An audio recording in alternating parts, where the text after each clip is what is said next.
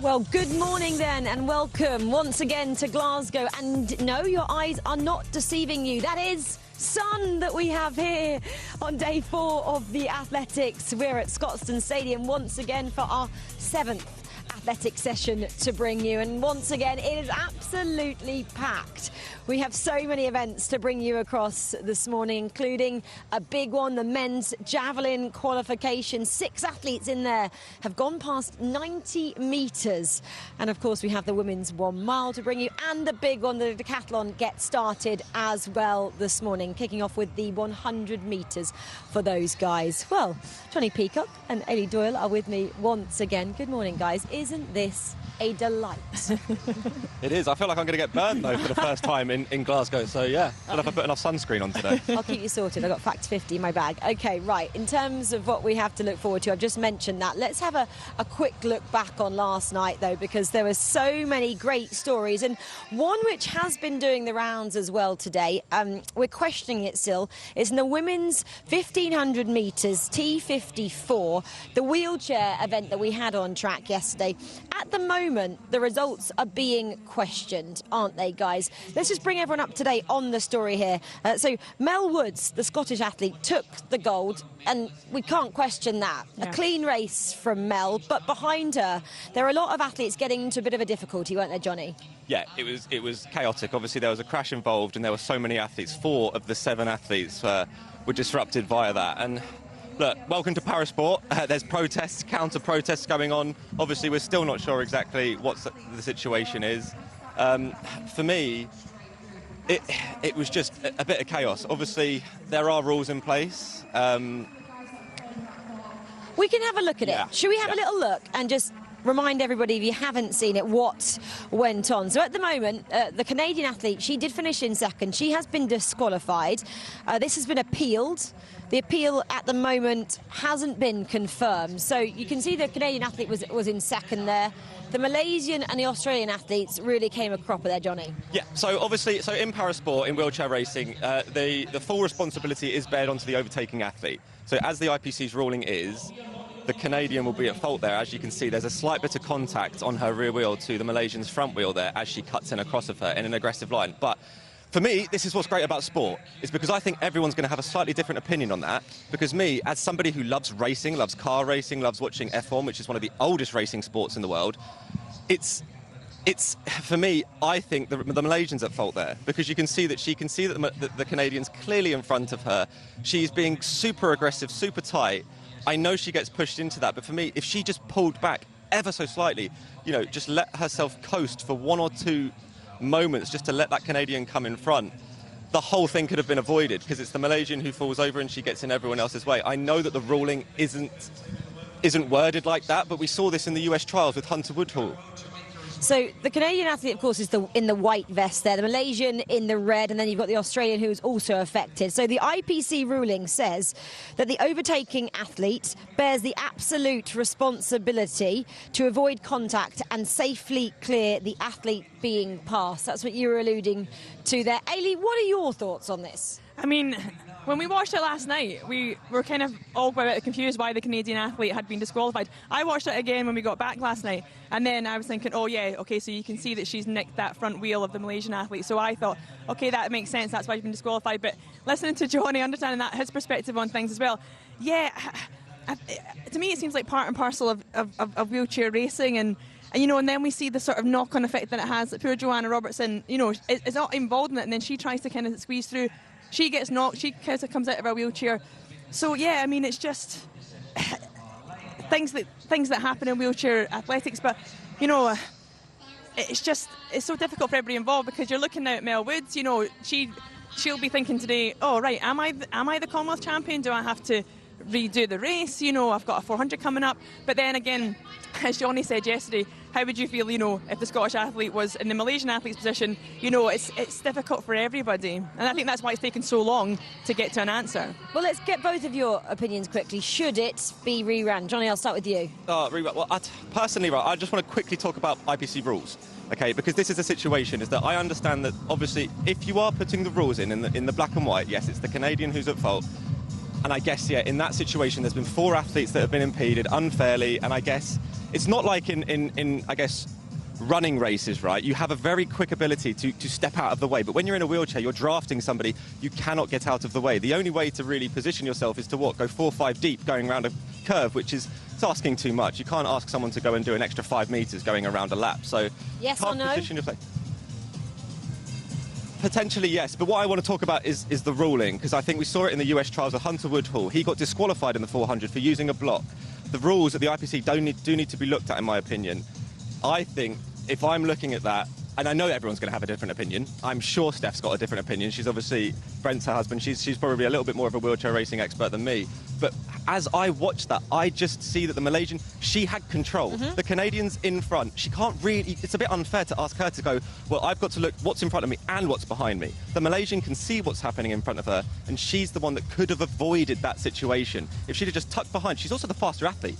Tuck behind and wait, be patient. And that's the thing about sport, be patient and wait for your moment. I understand everyone's going to have a different opinion on this, but yeah, rerunning it or not, who knows?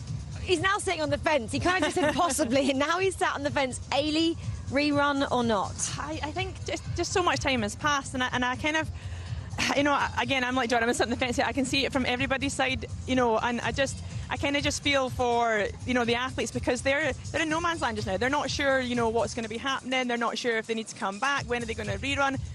Most of them have got the 400 as well, which is on Friday. So, you know, I just kind of think whatever the decision is, get to it quicker. Yeah, this is something we just don't see also in athletics. We saw yesterday Ollie Hoare in the mile. He got clipped. He's got reinstated back into that final. But I can't remember in athletics history when we had a final rerun because of a problem. We see athletes being instated, disqualified, of course, but that doesn't happen. So it's an interesting conversation. We'd love to hear everyone's opinion as well. I'm sure people will be writing their messages on X and giving their opinions on this morning. We'll let you know if we do get a rerun of that T54 women's 1500 metres. OK, well, some more great events last night as well. Kate O'Connor in the heptathlon. This woman is now winning medals whenever she steps on the track. She won 4 global medals last year. This, though, was her first global gold, Ailey. Yeah, and amazing. And we know he said this last night as well, for Kate to come here and, you know, the gold medal was expected of her, you know, and that's a lot, you know, to be put on somebody. And you know, but she just deals with it, you know, so well. And like we said, the disappointment in the shot put, being able to bounce back in that 200 and then come back on the second day and really put down some real great performances. You know, it just is testament to the athlete she is. She really is a championship performer. I can't echo that enough.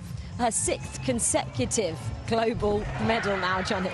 Absolutely, yeah, and I think she wanted to win it in style. You saw in that 800 sitting back, and then that last 100 just wanting to absolutely take that front and win it in style. But yeah, you talk about the bounce back, it's absolutely that. That's the heptathlon, right? You've got to be able to put that bad performance behind you and come back and do a great one. And we saw that in the javelin, we saw that in the long jump. You know, she did some fantastic performances, and in the 200 here, you see how happy she was to know that she got right back on track straight away. Jade O'Dowda was second in the end, and I think she felt she could have been champion. I think that's given her so much confidence now. She mentioned it going to the Europeans, that she has that belief that she maybe could take home a gold now. Yeah, definitely. And I think that's the great thing about these championships as well, is, you know, it's a lot of the athletes that we're talking to who you know, we're seeing perform really well, are then actually saying, oh, do you know what, I wanted more, I want to strive for more. And, you know, and it's setting it up nice as well, because we have the Europeans in a couple of weeks, for them to really carry that forward for that. And it was great there. You just saw her finishing in 4th position in the 800 metres, to see Niamh Emerson back as well. Yeah. This year, she competed her first heptathlon in 8 years. We saw her as a fabulous junior in 2018 go to the World Under-20s, and then she didn't do a heptathlon since because she had so many injuries and illnesses, and she only was here because her training partner KJT pulled out. So it was great to see her on this road to recovery and redemption, guys. Absolutely, she's had quite a few niggles over the last few years, and it's quite really, a few. Quite a few, and it is. Look, it's one of the hardest sports in athletics, heptathlon. You know, they put their body through it, and we're seeing it there. But it's so good to see her back on track. She's such a talent. Obviously, we've got so much talent in the heptathlon in the home nations, and yeah, it's good to see Niamh back, and hopefully she can use this to go on and get back to where she belongs. Yeah, 6th place then for Niamh Emerson of England. And for me, one of the highlights, of course, was the 3,000 metres steeplechase as well. Elise Thorner getting a brilliant silver medal last night. OK, well, plenty of action to keep you across, as always, not just here, but over the other 9 sports we have at the Commonwealth Games as well. And here's exactly how you can watch every moment of the action. Make TNT Sports on HBO Max your home for the Glasgow 2026 Commonwealth Games. The crowd are on their feet. It's 11 days of world-class excitement, and you can stream every event exclusively live. World-class field, bidding for history. So get ready for the drama as our unrivaled interactive features take your viewing experience to the next level. History is being rewritten. With Multiview, watch up to 4 different events at the same time. It would be incredible. Event alerts will let you know when the crucial action's going down. Who wants it the most? And key moments will let you relive the glory again and again. It's the performance of her lifetime. While the TNT Sports 360 channel switches between track, pool, velodrome and the rest as the biggest moments are unfolding. Icing on the cake. Plus, if you head online, you'll find features, clips, interviews and more on the TNT Sports official app, website and social platforms. An incredible finish. TNT Sports on HBO Max. The best seat in the house. OK, it is indeed. Right, what's on the schedule this morning then? 7th athletic session to bring you, and this is what we have. Decathlon, men's 100 metres gets going this morning, 10:10. Then I've already mentioned it, the men's javelin throw. This is one of the kind of gold standard events, I'd say, at the Commonwealth Games this year. More men's decathlon, 4 events obviously on day, or 5 events on day 1, 5 events on day 2. Women's 1 mile, round 1, 12:05.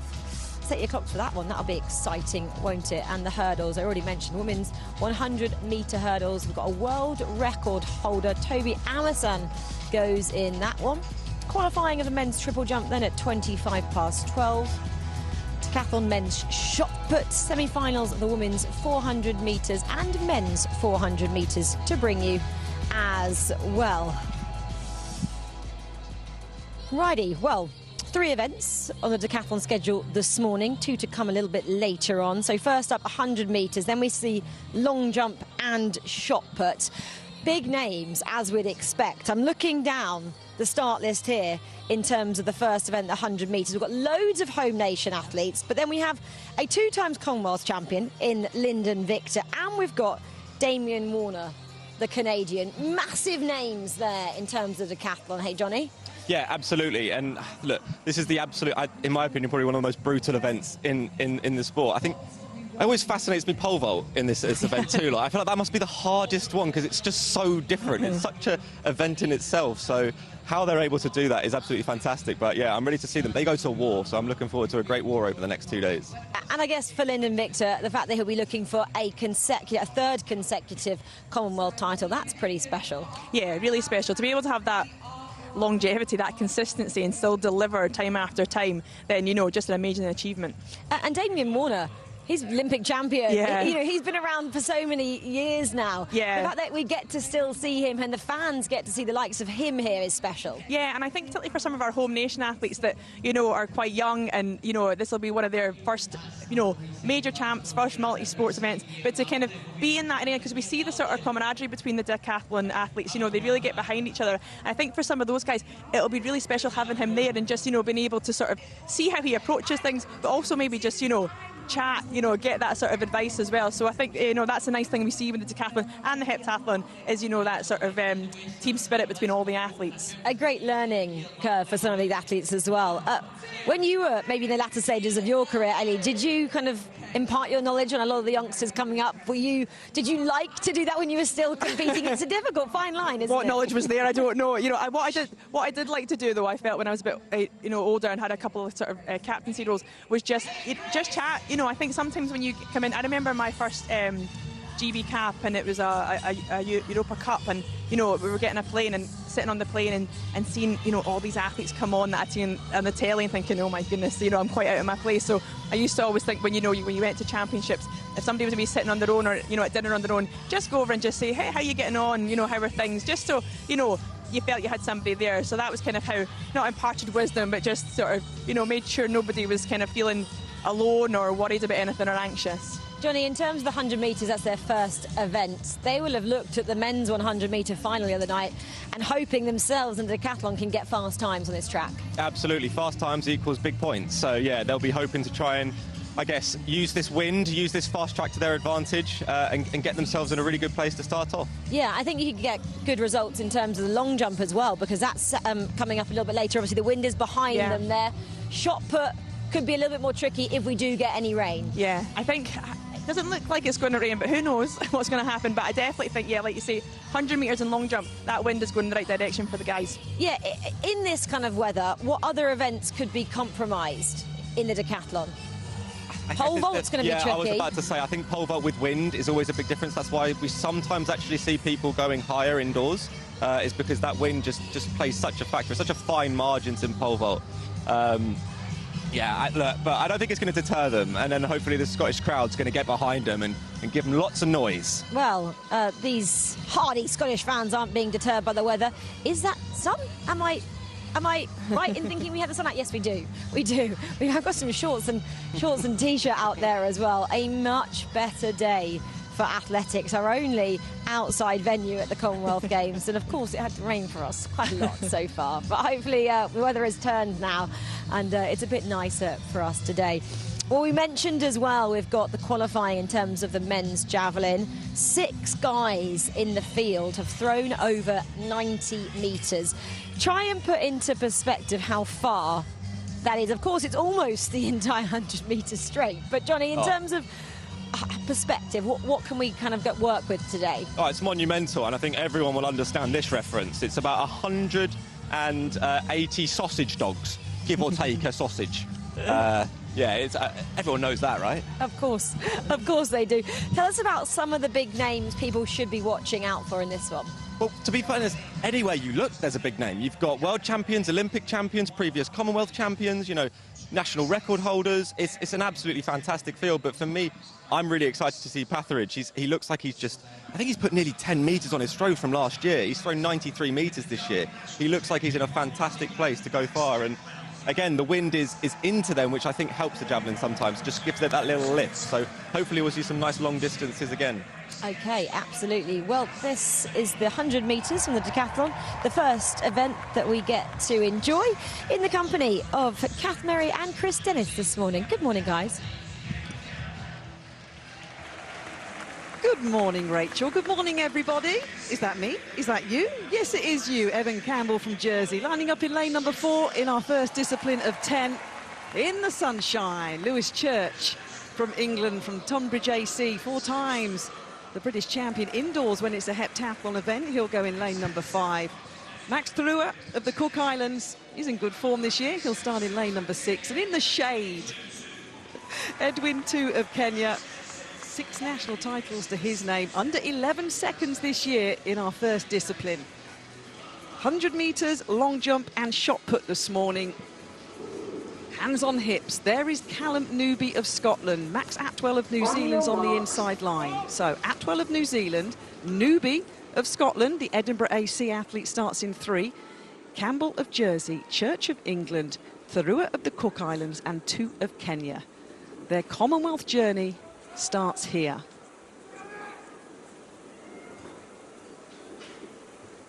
Callum Newby, 10.96 seconds this year. One of only 2 athletes in this lineup, along with 2 in lane 7 from Kenya under the 11-second barrier. Well, they've got a long enough 2 days as it is, so they can do potentially without having a false start, faulty start in the first event. Chris Dennis, nobody wants that ahead of a long 2 days, but the sun is shining, so it's a bit better. I'm reminded of the old sporting cliche, it's a marathon, not a sprint, but at the moment, it's not even a sprint. Just looking to see if there's anybody obvious who's transgressed there. I'm looking at Evan Campbell in lane 3 from Jersey, I'm afraid. And I'll monitor the reaction time. The rest of the field.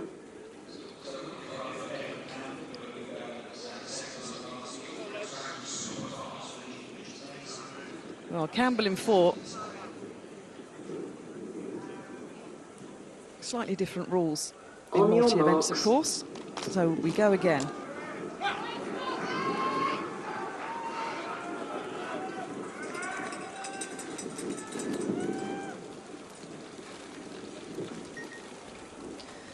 Welcome 360 viewers to the sunshine here at Scotstoun. The first event in the men's decathlon, it's the 100 metres. Callum Newby in shot. The Scottish athlete starts in lane 3. In good form this year. And 2 of Kenya also in good form, under 11 seconds over this distance. Newby is flying. The Scottish crowd responding. Beautiful. 10.75 seconds. That is 0.2 of a second off his lifetime best. It is a plus 4.3 metre win behind the sprinters here. But the points for that are huge. Callum Newby, well, he's in personal best form this year. And he has delivered outstanding, officially 10.76 seconds, 915 points. Edwin 2 of Kenya in second, just outside 11 seconds. Lewis Church of England in 4th. That's how you start a decathlon. What a way to get started. What a way to open your account. Callum Newby flew out of the blocks. He's already looking at the clock there. And then the lean to get forward, 915 points. A clear advantage over Edwin 2 in second place. Brilliant, and just the way to get this Scotstoun crowd on their feet. Good crowd already in the sunshine. We're up and running. It worked well, didn't it, on our first event in our morning session? And look, there you go. 7,867 points in the decathlon this year. Another athlete busy over in the US. Ran an 8:35 PB over the shorter hurdles in Glasgow in the winter. He's pumped, he's ready. A brilliant start for Callum Newby. Let's just provide a little bit of context to this men's decathlon. I'm sure you know it's 10 events. We were hearing from the guys before we came to you. But Lyndon Victor, double Commonwealth Games champion, looking to win a 3rd title in a row. That would equal the record of Daley Thompson, who did exactly that in 78, 82 and 86. Damien Warner is also here, aged 36, the former champion.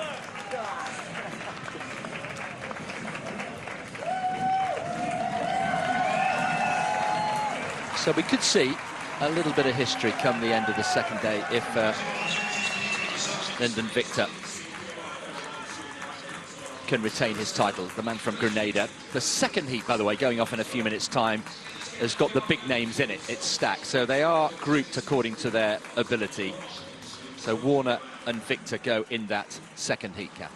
And they do indeed. I mentioned the 100, the long jump and the shot put this morning. And then tonight, as the guys were discussing, the high jump at just after 7 o'clock this evening and the 400 metres at 9 o'clock tonight, before they come back for day 2 and start with the high hurdles and finish with the 1,500 metres. But there is the result of the first heat of the men's decathlon. Callum Newby, 10.76 seconds, 915 points. Lovely start. Question before we see Damien Warner, 36 years old. I was just looking back. He competed in Daegu in 2011. He's been around forever, Mr. Indestructible. How concerned are we? Do we think he can last the whole 2 days? What do we think? He's in great form this year. He's the ranked 4th on the world rankings in terms of decathlon. Everybody knows the infamous Gertsitz decathlon event. But you're right, his experience. He was born in 1989. He's racing against people a lot younger. Yes, he is. But it's brilliant to see him back. He is. Many happy memories, of course, for Damien Warner of Glasgow. He was champion here in 2014. He went on to win the Olympic title as well in Tokyo in 2021. He's pretty much done everything. He has had a few DNFs. There he is. Welcome back, Damien, to Glasgow. 4th all-time in terms of decathlon points. Isn't it great to see him back? 36 years young. He can't believe he's back 12 years on. And he'll be lining up literally alongside Joel McFarlane, Scottish. Interest in this second heat, the US-based Scot, who posted over 7,000 points this year. There's the defending champion, the 2-time defending champion, going for that 3rd successive title. So real quality we have in this second heat. But the benchmark, 915 points set in that opening heat. It is breezy. You mentioned the wind in that first heat. Not legal. Damien Warner has spotted somebody, maybe a friend he made in 2014. Come out to see him again. Hello, you again. Nice to be back. Let's take you through the lineup. Tejaswin Shankar from India goes in lane 2, the Asian Championship silver medalist. There is Joel McFarlane getting a great reception. Personal best of 1080, based in the US, as I say. Great to be back on Scottish soil. Damien Warner then. The big man is in the house. Former champion. Been there, done that, and still competing. Will the body hold up? We hope so. Sammy Ball goes in lane 5. English indoor champion. He's an 8,000 point man from Götzis. There's the defending champion, Lyndon Victor. Great to see him back. Can he make it 3 in a row? And Yami Schleuter from Nigeria, a multicultural background, born in Germany, Nigerian mother, German father, schooled in the UK. He completes the lineup in lane 7. But in bright sunshine, but with On your a pretty marks. strong breeze here. The second heat then of our opening event in the men's decathlon. Shankar, McFarlane, Warner, Ball, Victor, the defending champion, Schleuter, complete the lineup.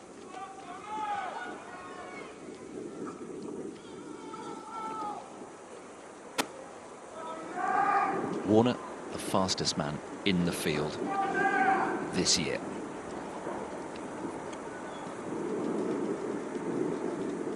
Set. This time we're ready first time. Victor got off to a great start, doing really well, but here comes Warner from the middle. Warner rolling back the years. What a start this is. Let's keep an eye on the clock. 10:21. Brilliant start.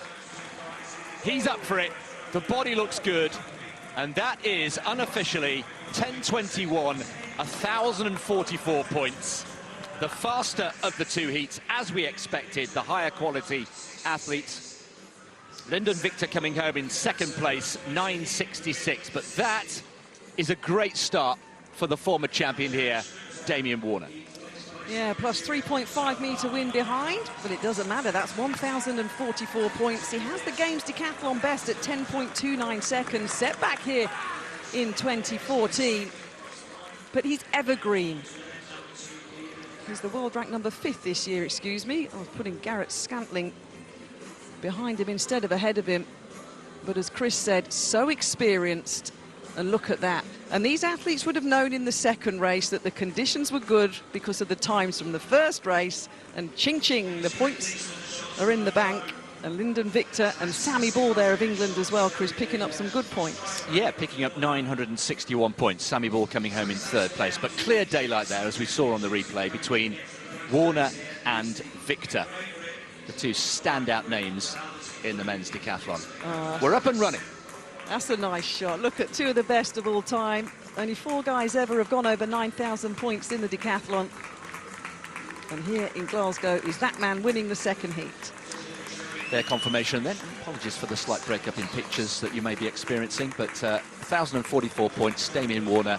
Lyndon Victor, the defending champion, second. Sammy Ball in third. And as mentioned, next will be the long jump at 10:50. And here are the standings then. Over 1,000 points for Damien Warner, 1,044 and 78 points behind. At the moment is Lyndon Victor, but look at Sammy Ball in third at the moment. Oh, it was so great, wasn't it, to see Damien Warner back in action. Gold medalist, of course, from Glasgow 2014. I was looking at 8,282 points. He got that, and he's put himself in a great position so far. 10:21 in that first event. Yeah, I mean, talk about like longevity and consistency and just, you know, bringing that experience there. I mean, what a performance, you know, just went out there and absolutely nailed it. And the guys in commentary were saying, oh, the World Championships in Daegu. And Ailey went, I was there. Yeah, long time ago. Long time ago on the same team. And you guys, you said you had a little bit of a story about Damien Warner as well. Well, we actually had the same agent for a while and things like that. So, yeah, I was a bit of a fan, so it was great to kind of see him perform as well and then get to know him through our agent. Yeah, he's had a couple of problems, like the guys were saying as well, Achilles problems, shoulder issues, was able to skip those Canadian trials just to be ready for this, Johnny. But obviously he is ready, otherwise he wouldn't be here. Yeah, he's in absolutely fantastic form, and I feel like we're just like turning into the Weather Channel here, constantly talking about the weather. But they will be very happy with that tailwind because it's going to help boost those points. So yeah, hopefully we'll see the same thing in the long jump.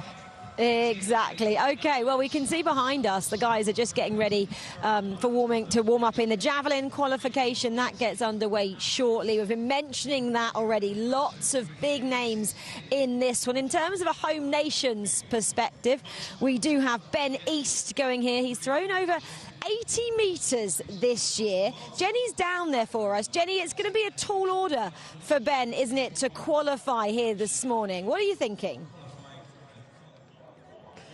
Yes, absolutely, Rachel. The qualifying distance is 84 metres. The first 12 automatically qualifying for the final. We'll have to see, obviously, how the athletes get on. We've been talking about the wind so much. As we say in these parts, it's blowing an absolute hoolie. But the athletes will be throwing into the wind, so that will at least help them in terms of distance. It is a stacked lineup. We have 6 of the lineup who have, in fact, thrown over 90 metres in their careers. Neeraj Chopra of India, he is a former Olympic, Commonwealth and world champion. There are several athletes that Ben East will need to look out for, but you can see Ben down the far end of the lineup there. 80.49 he has thrown this season. He'll need to get maybe a couple more metres, but all the athletes just warming up. You can see the key thing is for them to try and stay warm. They've got, you know, their beanie hats on, their puffer jackets, because despite the sun being out, it really is quite chilly. So very important for them all to stay warm. It's all kicking off here, Rachel, in about 5 minutes or so time. Thanks, Jenny. Thanks so much. Don't get blown away down there. We're thinking the same over here. Yeah, massive names in there. Obviously, we've got 2 Olympic champions, haven't we? Chopra and Nadeem. Both of those guys, though, have been struggling with injuries. They've only thrown once each this year, Johnny. Yeah, absolutely. I think that's hard when you're coming in. It's more about confidence. Obviously, you want to feel like you can hit it. And I'm not sure, obviously, nobody knows what they're doing in training. They do. So it's whether or not it's a situation that that's a true representation of where they're at, or it's just that that's the one competition that they've done and that they know there's a lot more to come. So, yeah, I think we'll find out today. That's why these rounds are so good to see. Yeah, in terms of Chopra as well, we know that he likes to throw big early on. I guess we'll be able to gauge what kind of form he's in terms of that, Ailey. Yeah, that's it. And it's particularly in the qualifying round, that's what you want. Get that throw in early doors, be able to get the qualification, switch off and get back and relax for the final. But I think, you know, we're looking at the guys that are, you know, obviously thrown over 90 and the quality there as well, but we're, you know, some of them are not quite sure, you know, what form they're coming into it. But I do think that Ben is in some great form coming into this, so I do fancy his chances. I think he should qualify. We speak about all these athletes throwing over 90 metres. We're looking at our past British champions as well. Steve Backley, of course, one of our own. Yeah. He was one of the first to do it, and we were looking at his world record as well, weren't we, Ailey? Yeah, and I think that you look at that now, and we're now kind of seeing that's 6 athletes in that field that can throw over 90. You know, that just wasn't the case before. You know, it was, you know, Steve Backley's an absolute legend, you know, because of the distances that he threw. So everybody knows that name, and I think when you do say that you know, his best was 91, then firstly you appreciate how good Steve Backley was, but also now you see how much that you know, the javelins come on, how it's developed. But I don't think it's a coincidence that these guys are all around at the same time, because they push each other, you know, and I think once one person does it, all of a sudden you think, right, well, he can do it, I can do it, and then we see that sort of domino effect as well. Jenny mentioned then 84 metres is the mark. That's quite a tough mark, especially for the likes of Ben East, who has only thrown just over 80. It is, and I actually got it wrong before, because I know that the discus gives it lift, but I actually did a quick bit of research. It's very complicated, this physics, when it comes to wind in throwing implements, but apparently it's something to do with the nose and all these flights and things, but apparently a tailwind actually helps them a little bit in the javelin, so maybe a 4 metres per second headwind for them might not see those distances, but might make the distances even more impressive if they do hit them. OK, we'll have to wait and see. We're about to get going then in the men's javelin qualification rounds, qualifying 84 metres, best 12 performances. OK, let's go back to Kath and Chris for this one.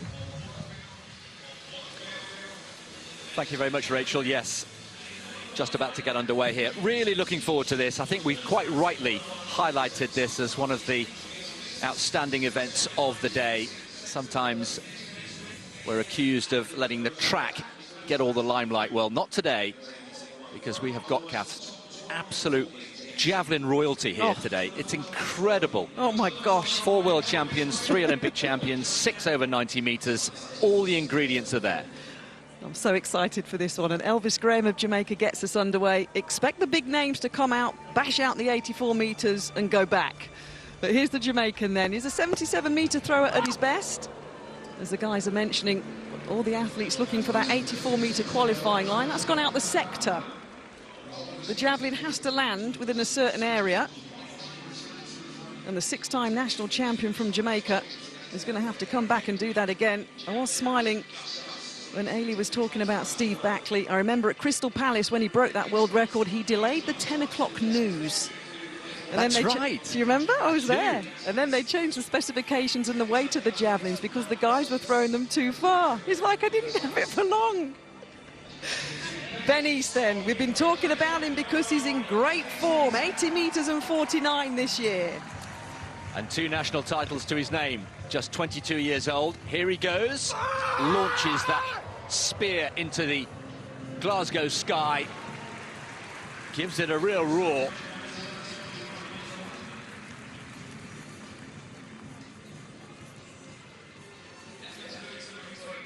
Just waiting for the mark to come up.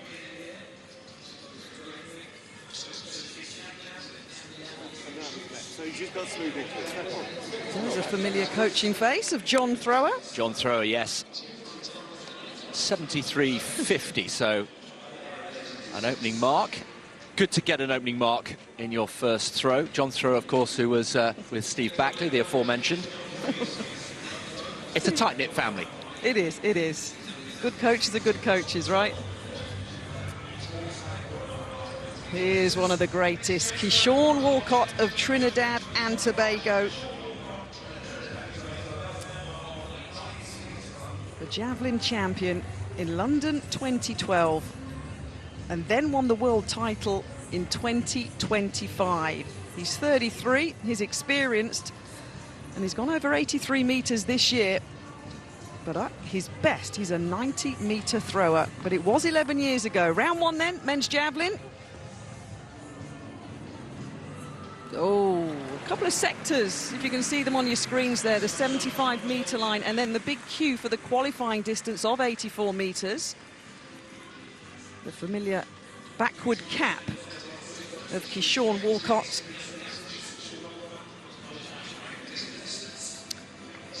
Seventh in the Doha Diamond League this year, which always produces good javelin results. I'm glad you mentioned that, Kath, because although conditions, 78.26, by the way, for Keyshawn Walcott, every time we go to Doha, there seems to be an incredible competition, and somebody almost inevitably throws 90 metres. We need to channel in Glasgow a little bit of inner Doha, if that makes sense. Did you mention 90 metres? Nadine of Pakistan, a 92-97 thrower a couple of seasons ago. Yeah, the Olympic champion. Who could forget that duel with Chopra in Paris? Here he goes, the Olympic champion, goodness me. And that's nice. That's gone out over 75 metres. Good to see him back here. Does tend to compete sparingly, does Nadim. He comes here as the defending champion as well, and the game's record holder, out towards 80 metres, just shy. Looking to defend his title from Birmingham, of course, after finishing 8th on the Gold Coast in 2018. 78.63, nice opener. He moves into the early lead. Yeah, that's good. Season's best for him. A little bit down of his 92-metre personal best. But looking to get the job done, as is Smith of South Africa. He's in personal best form this year, 84 metres and 79.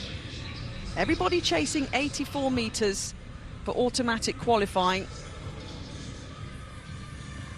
Some athletes, of course, having a longer run-up than others, and Schmidt is one of them. You'll see he's coming into the stadium from outside the barriers.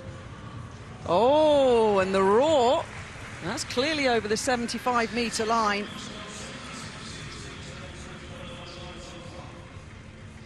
Over the 80-metre line. See the timing clock there in your shot sometimes.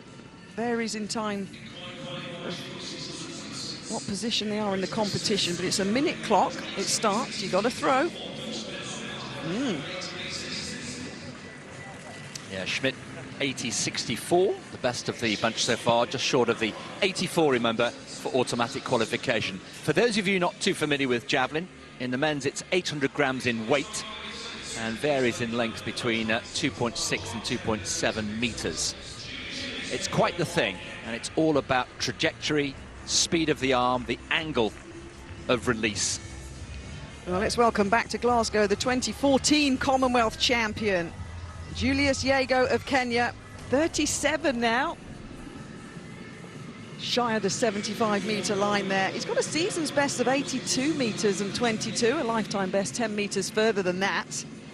Throwing himself on the floor, Jan Zalesny style for our athletics fans. Goodness me, we're rolling out all the big names from the past now, aren't we? Hey, the techniques are still there by today's javelin throws. He was the best of all time.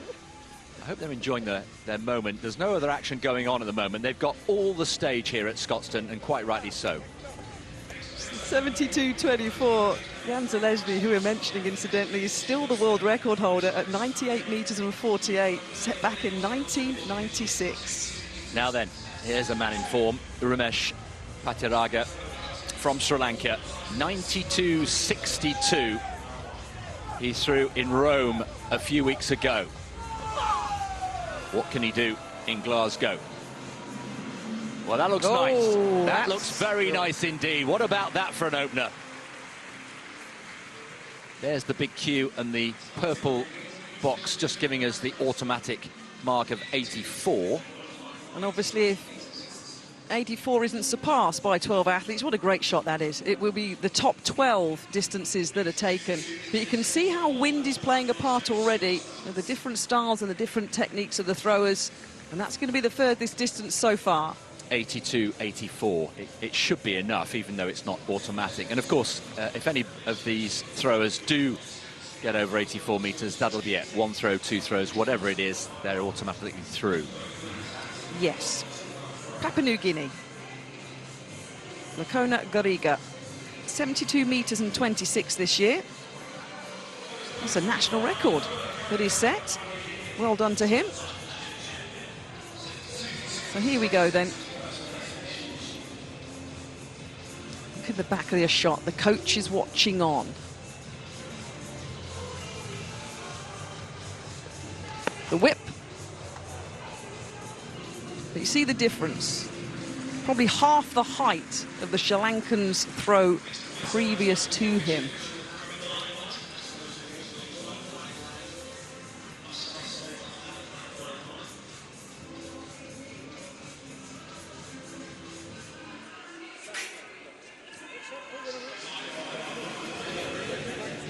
.65.59 is the opening throw of three. 14 throws, 16, I beg your pardon, sorry, 18, I should say. I've got too many pages in front of me. There's 18. a lot of them. Yeah, there's a lot of notes here. 18. So we're approaching halfway. Here is Mohammed Yasir from Pakistan. And the subcontinent countries, particularly strong in the javelin. Asian bronze medalist is Yasir. And once again, it just underlines the point that Kath was making. The technique after the first 7 throws really noticeably dropping off. You can see the wind. Look how those umbrellas that aren't needed at the moment, fingers crossed, that continues blowing in the wind, as was the hair then of the athlete from Pakistan, and no mark registered. So a couple of no throws or no marks in this first round so far. We don't have a season's best registered for him though. So eventually, hopefully, he'll put a distance on the board. So quick summary of where we are so far. Pataraga is leading the way with that 82.84. Schmidt, the South African, also over 80 metres. We're yet to have anybody hit the 84. Anderson Peters among the throwers still to come. He's throwing at 13. Yeah, it's always busy down on the infield for qualifying rounds. The implements are out. The athletes are warming up, striding around. And next up will be an athlete from a team having a good Commonwealth Games here from an athletics point of view. India are sitting 5th in the medal table with 7 medals in total. 20 nations so far have won medals here in the athletics.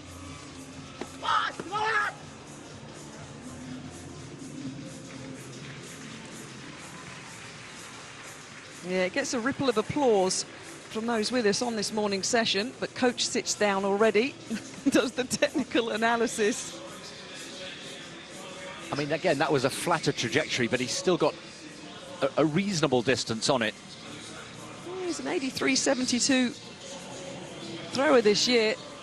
73 metres and 89. Slots himself into 5th position as everybody chases the 84-metre line for automatic qualifying. Usofono Eneli from Tuvalu is next to go. Only 18 years old, making his Commonwealth Games debut here.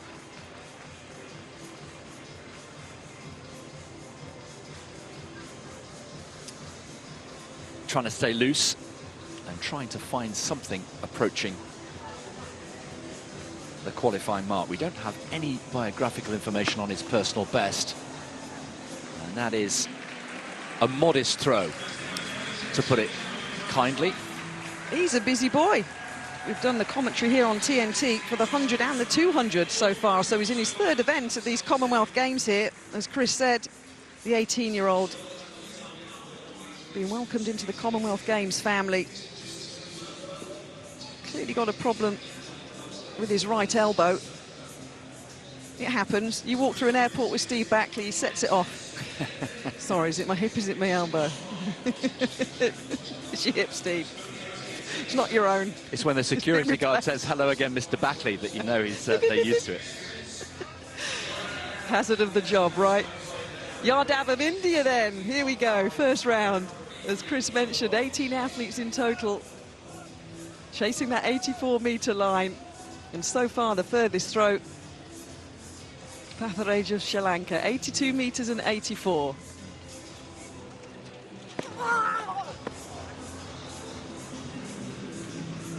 Right, it's over the 75-metre line. Again, another athlete arriving here in Glasgow that has that 84-metre distance within his compass.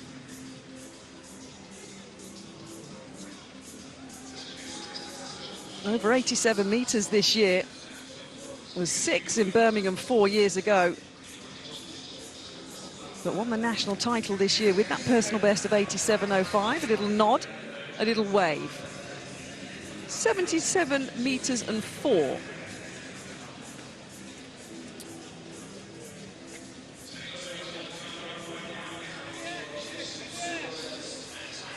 Now then, Grenada next to go. Anderson Peters, the big man, 2 times a world champion, 19 and 22.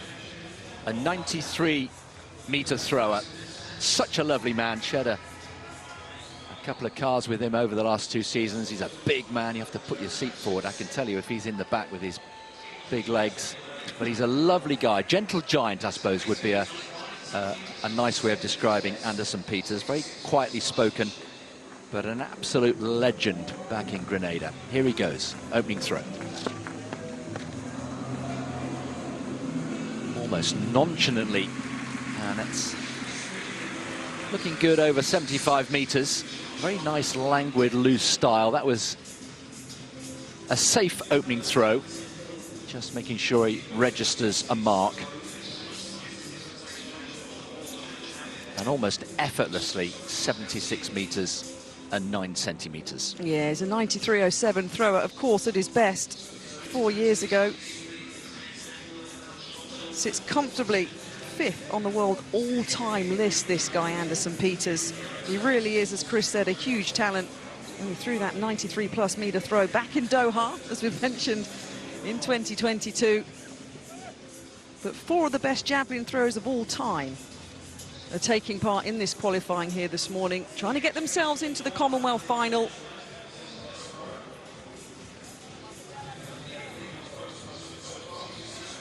Rana Singh of Sri Lanka is also one of those who would like to progress here.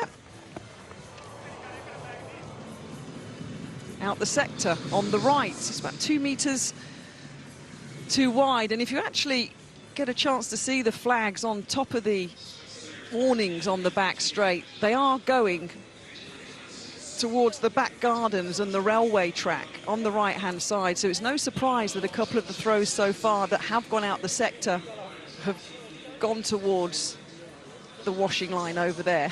The washing line A end. lady was hanging a washing out a couple of minutes ago. Got to take advantage of the weather. A good drying day. Good drying day.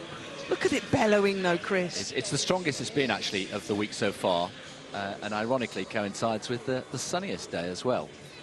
Next up, Chinicheram Namdi from Nigeria. Has had a good season so far. 84.68 his lifetime best, which he threw in Florida a little earlier this year.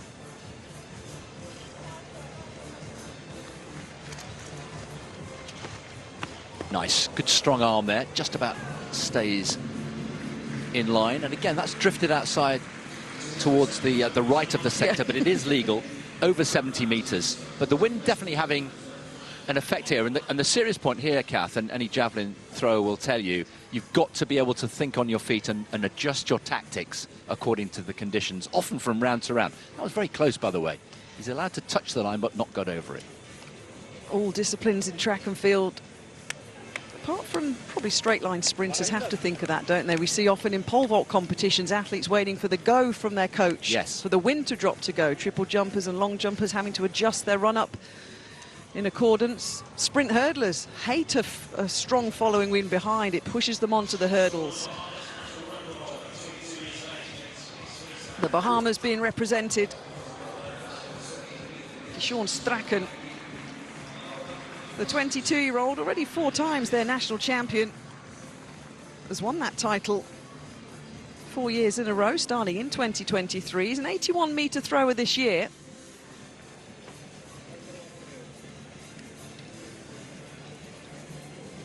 But that is our 5th no-throw of the first round, with the leading distance, with just a couple more throws to come in the first round. Still that 82.84 from Patharajah of Sri Lanka. 2 more throws to come to complete the first round.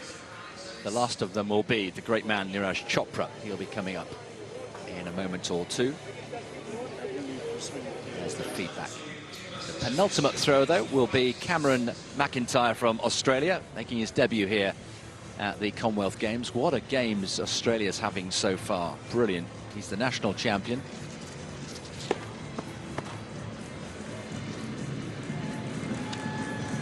Again, drifts out towards the right of the sector. He's an 85-metre thrower at best. Made the world final of the championships in Tokyo last year. So Cameron McIntyre goes up to 9th place, 72.43 for the Australian. Yeah, they're flying 10 medals in total, 3 golds for Australia in athletics alone. The Aussies never mess around when they come to the Commonwealth Games. They don't. They've also been very generous and bought us a round of coffees this morning, and that's much greatly appreciated. We're just giving them the thumbs up there.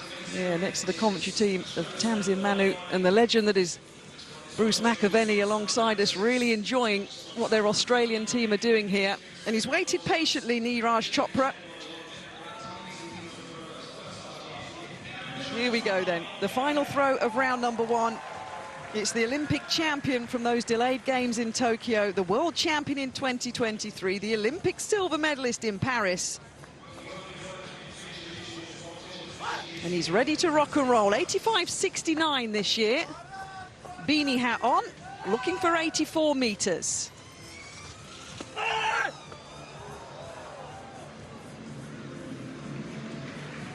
A little bit laboured for me. Pulls his hat back down.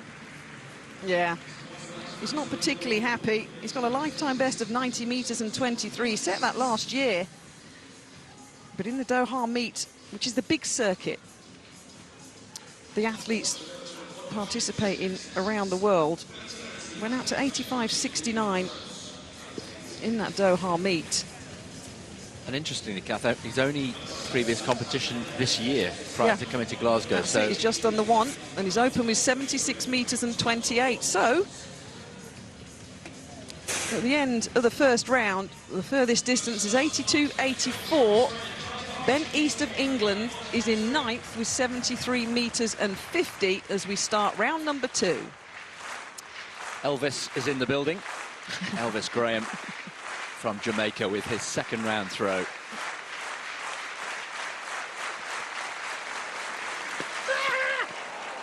Nice again, just keeps his balance. Oh, he nearly took out the Again, scoreboard. That's drifted wide. Again, it's gone wide of the sector on the right-hand side, so that's put him under real pressure here because 2 consecutive no marks, and it all comes down to his final throw. Very frustrating indeed, almost a carbon copy of what happened in the first round.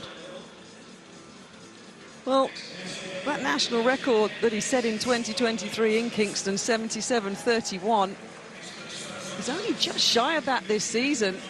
But Graham, with 2 no throws so far, as Chris said, has put himself under pressure here. But here goes Ben East then of England, looking to improve on the 73 metres and 50 that he threw in the first round. He's in 9th position. Remember, 84 or the top 12 for the Commonwealth final. Oh, that's got some good height on it. Yes. Yeah, punches the air, Ben East, the 22-year-old. See the whip of the arm, the speed, the fast release. Brilliant. That's over the 80-metre line. A reminder, his lifetime best this year is 80 metres and 49. I thought I heard 78. I didn't see the distance, I'll tell you, Ben. 80 metres and 38. 11 centimetres shy of his lifetime best. That is a good throw, and that could get him into the top 12 in the Commonwealth final. But he wasn't sure, was he? He needed absolute confirmation. Brilliant from Ben East. Now then, Kershawn Walcott looking to perhaps also go over 80 metres here. The former Olympic champion again just about manages to stay in the sector, but that's a disappointing throw by his own very high standards. That'll be, yeah, and he doesn't want it marked. He moves and walks out over the sector. So 78.26 remains his best effort, the best of the 2 efforts so far. One more to come. Yeah, so just 3 athletes at the moment over the 80-metre line, including England's Ben East. And there's a great example of the wind. The athletes arriving or moving between the disciplines, because the men's decathlon has started this morning, and the long jump, well, they're out because that's due to start in about 2 or 3 minutes' time. And also this morning, we've got the heats of the women's 100-metre hurdles, the women's 1 mile, men's triple jump qualification, and the semi-finals of the women's 400 metres, followed by the men's. And our decathletes have been watching the javelins fly to their direction because of the wind here at Scotstoun this morning. And here are the standings after the first event. One of the best ever, Damien Warner, has won this title before. He's won loads of medals before, leading the way. But good home nation representation.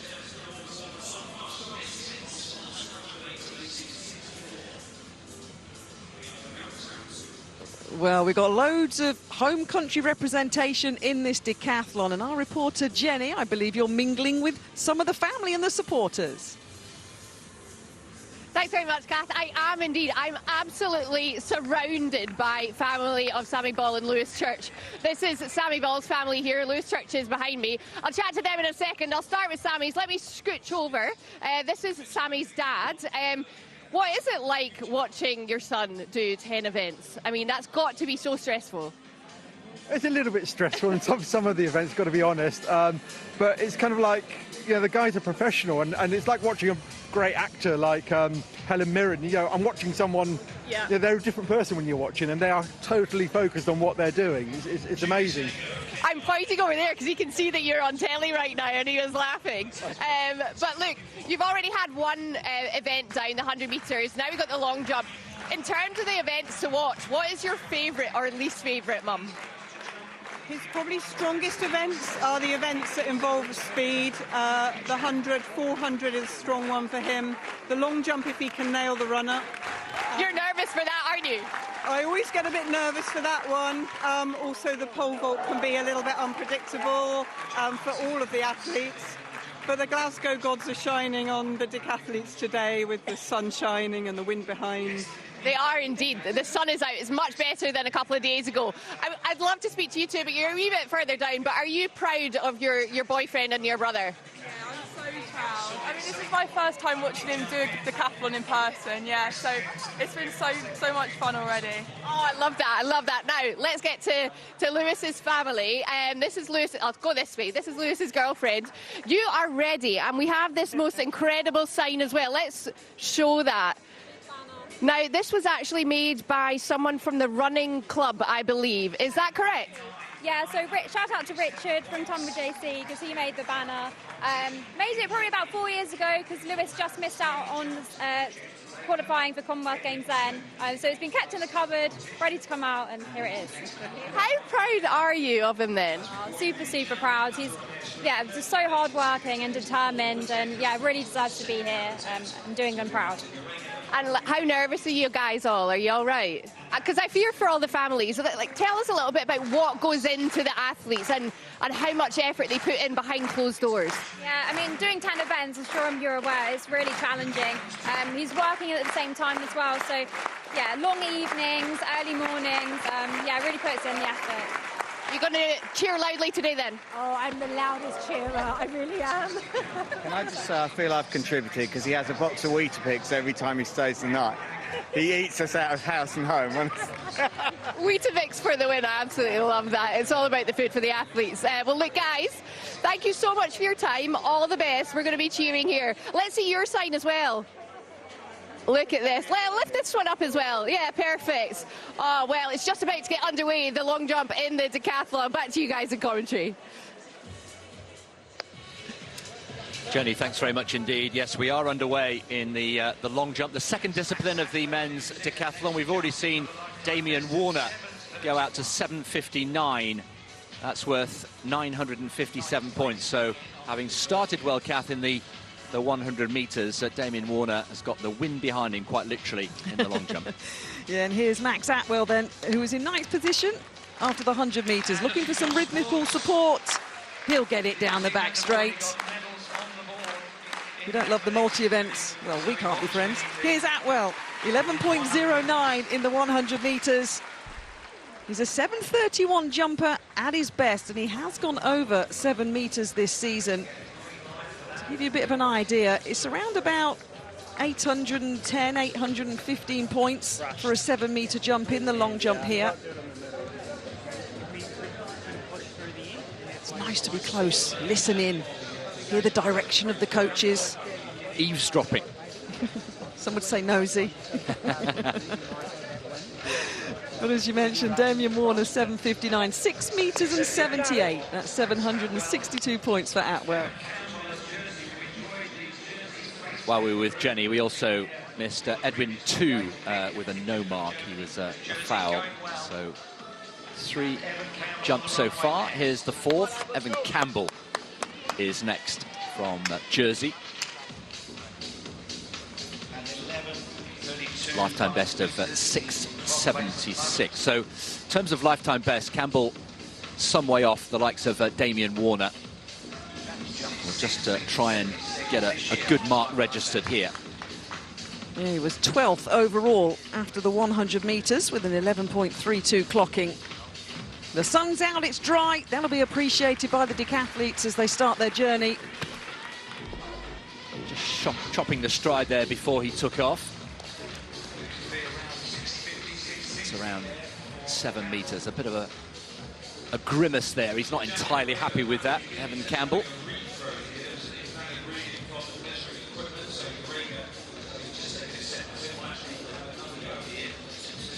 He's not far off his lifetime best in decathlon terms this year. He's done a 7:119 in terms of the total over the 10 events.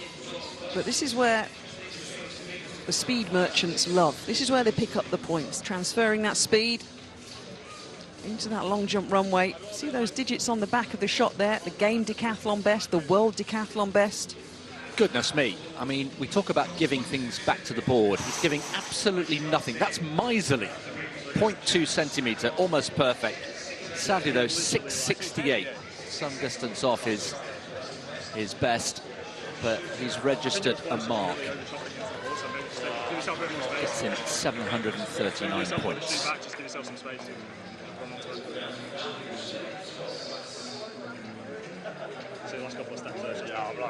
So 3 jumps each in our second discipline. Shaluta then, from Nigeria, in 4th position after the 100 metres, a 10.70 clocking, and he's in good form this year in this event. He's a 7.43 long jumper. Shaluta has jumped 7:43 this year. He leads is currently with Warner at 7:59. And if he could go out to a distance like that, he'd pick himself up 918 points. Having picked up 929 points for his 10.7 clocking. So let's see he can do something here on his first jump. Nice to get a bit of guidance on the graphic there in the sand in terms of points, and also showing you the leading distance of Damien Warner with 7 metres and 59.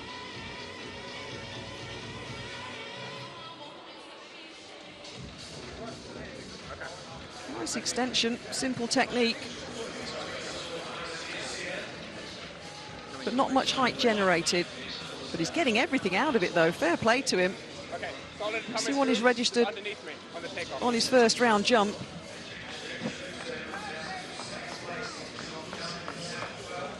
Seven metres and 12, 842 points. Solid, as we say. Yeah, solid is a good word. Sammy Ball, then, who was 3rd after that 100 metres. A really good effort in the opening event of the day. Was lying in 3rd place after the 100 metres. 7:23, a season's best for Sammy Ball. A lifetime best of 7:57, so a 7.5 metre man at best. Well, the clapping started. That'll be the friends and family Jenny was talking to. Nice. That's decent. Looks as though he's got himself over 800 points here. Sammy Ball.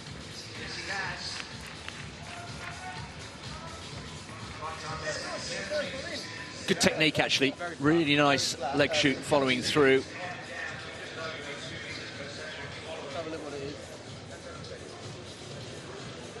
That's nice, that's safe. You're getting some points on the board, you slap bang in the middle of it. 7:13, just 1 centimetre further than the previous jump of Yami Schleuter. And that puts Sammy Ball up into 2nd place behind Warner in the live standings. Yeah, a bit of a stretch. It's been a good start. Keep it where it is and get the foot down. Okay, but mind the wind is a little bit up on you. Bit of a stretch. That's what we picked up there. They're teasing us, aren't they, Kath? We can hear some things, but not others. Not giving too much information away. They are to the athletes, but we can't listen in as much as we'd like, right? Cook Islands, here we go. Max Tarua in 11th position after the 100 metres. He ran 11.18 seconds. Long jump wise, he's only 1 centimetre shy of his lifetime best this season. He's gone out to 6 metres and 37, wanting some support from the crowd on the back straight.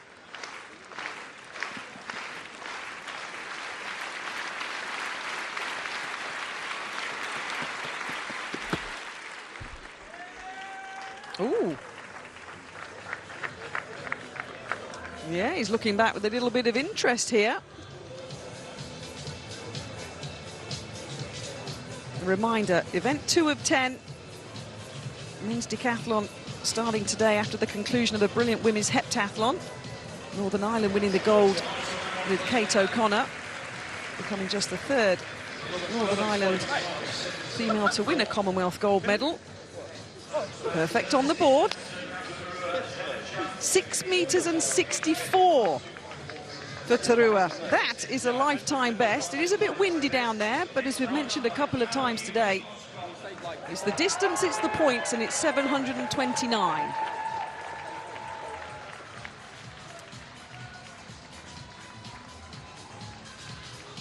So, Newby, Callum Newby, next on the runway, lying in 5th place after the 100 metres. Flew out of the blocks the first heat. Great support in the stands over on the far side there, in the sunshine here at Scotstoun. Can they get him to a good jump here? Brilliant, good, busy, energetic jump there from Callum Newby.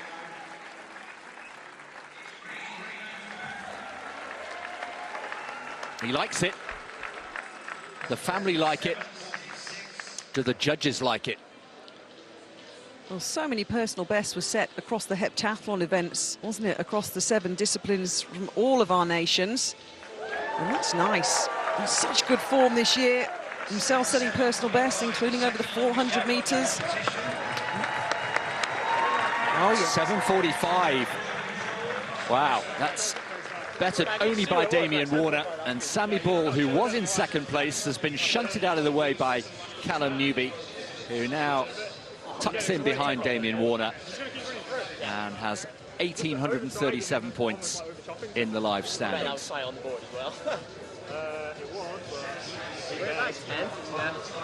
Yeah, take about 10. Kath, I wonder if this is home advantage, home soil factor kicking in, just raising your game a little bit. Well, and from one Scot to another. Come on, says Joel McFarlane. He's a 7.26 long jumper this year, in 6th position after the 100 metres. Nothing beats competing on your home patch as an athlete. I was gutted to miss the Commonwealth Games in Manchester in 2002. Here are my training partners, Darren Campbell and others, saying how amazing it is. London 2012 in your own backyard. The Scottish athletes will be loving this. 6 meters 84. You can see the winds. Yeah, we're a little 3.8. It is blowy, we know that. We've mentioned it a couple of times today. But that picks up the Scottish athletes, 776 points. Good showing by the 2 Scots in the last few minutes. You saw there as well, sorry to cut you, Chris, but there was a good example there of Lewis Church adjusting to the conditions. You see the little markers on the bottom of his shot. That's the starting point when an athlete really kicks in on their runway. See the yellow one there? So Lewis went, made a slight adjustment because of the conditions, and now he's ready to go. Good spot. So, Lewis Church on his way. Just chopped his stride again before takeoff. Lying in 10th place after the 100 metres. 11:14 he registered in the opening event. The bespectacled Lewis Church. Not many multi-eventers wear glasses, but Lewis does. Well, we heard from Jenny, family in the house, keeping the sign they made for the previous games, which she missed with injury. It's been shaken in the wind today, isn't it? See that? I think I need to move back a little bit. Yeah, so he made the adjustment, but maybe he needs even more. 7:02 for Lewis Church. Puts him up into 6th place. Wind behind that is this strong. When you get to 2, 3, 4 metres, the adjustments have to be made. And there will be, because Church will come back with one more jump to come. 2 fouls for the Bahamians so far. Cameron McIntyre, Australia, next to go. Shankar then of India. 72-43 is 11th Looking at the variety of wins we've had so far, we had a +5 behind Damien Warner's 7 metres and 59. Looks like the lowest it's dropped to is only about, I say only, a little +2.7, +2. Oh, that's nice.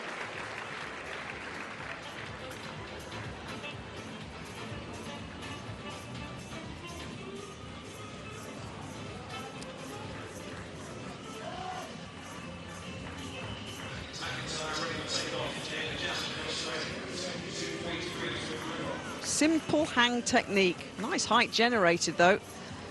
Fell back a bit on the landing.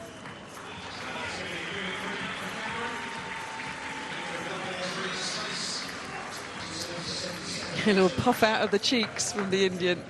7 metres and 42, 915 points. Now, Lyndon Victor was due to be earlier in the jumping order, and he keeps slipping down. We're just keeping half an eye on that, Kath, in case there's a physical problem. Bang on cue, there he is. That's reassuring. We don't want to lose our defending champion this early on in the competition. No.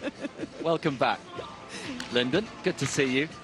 Second in the 100 metres earlier on, second fastest.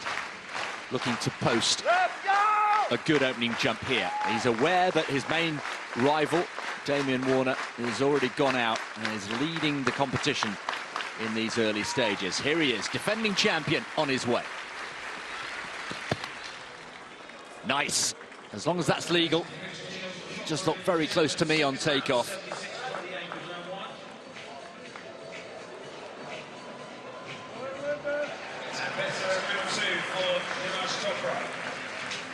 Just have a look at this again. We're just waiting for confirmation that that was a legal jump.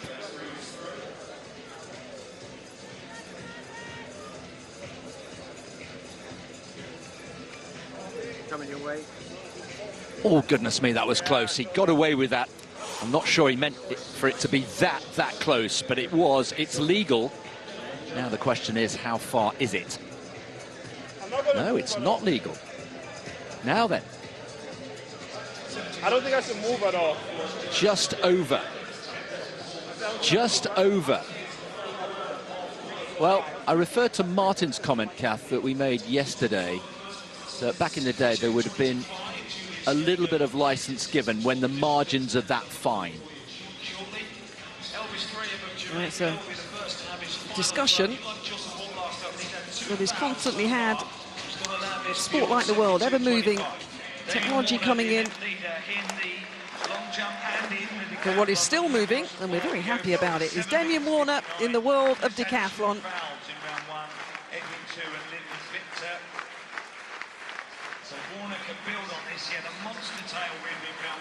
It's just another little feather, isn't it, in the cap of Warner, seeing one of your main rivals register a no mark. Goodness me, now then, really warming up here. The 36-year-old is on fire here. You mentioned, as we introduced him, that he'd had a good year so far, and he comes into Glasgow with a bit of momentum, a lot of momentum, you could say, on the evidence so far.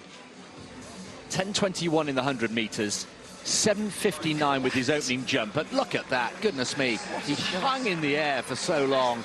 No problem on takeoff for Damien Warner. 7:77. He extends his lead, 2,046 points. What a morning he's having.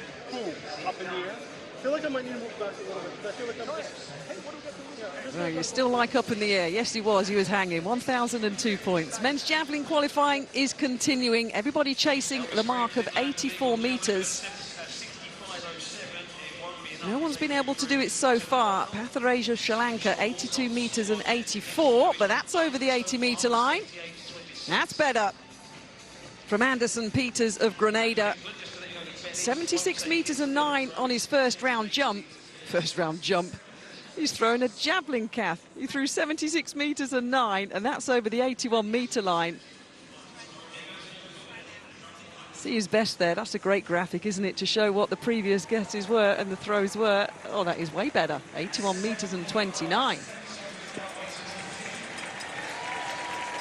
Athletes now starting to get over the 80-metre line in the javelin throw. Remind you, if they don't get over 84 metres, the top 12 will be taken to the men's javelin final. Look at the wind through the vest of the Nigeria. Yeah, it is a good drying day, isn't it? Now then, Namdi from Nigeria. He's also somebody who had a no throw, and quite sensibly just waiting. There is a clock ticking down, but quite sensibly he's just waiting, as the pole vaulters do as well, for a little lull perhaps in the breeze. Now he's good to go.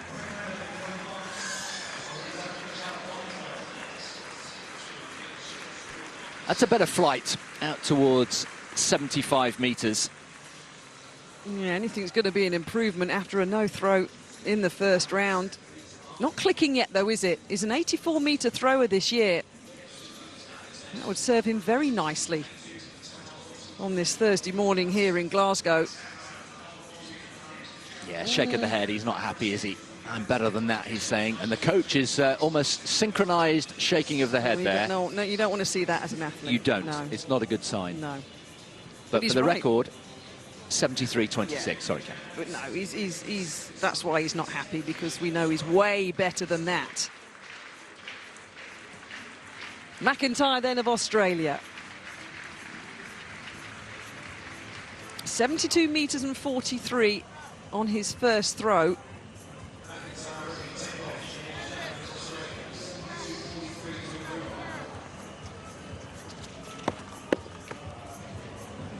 Well, he watches it go. That's better. Yeah. That's a good 5-6 metres on and past that purple line on the right of his shot with his 72.43 best. World Championship finalist last year. Finished 12th in that final at the World Champs. Threw a javelin at the Olympics as well a couple of years ago in Paris. 3 times the national champion of Australia. And that is better. 78 metres and 91 puts him up into 5th place. Anything around about 71, 72 metres at the moment is the 12th position that the athletes are battling for. Now then, the big man, Neeraj Chopra, looking to improve on his opening effort. He will have been disappointed with that. Wearing the beanie. It is chilly out here, about 14 degrees, just shy of 80 metres. Has had his injury problems, there's no doubt about it. And a really lengthy layoff at the back end of 2024. Not quite at the level that he was.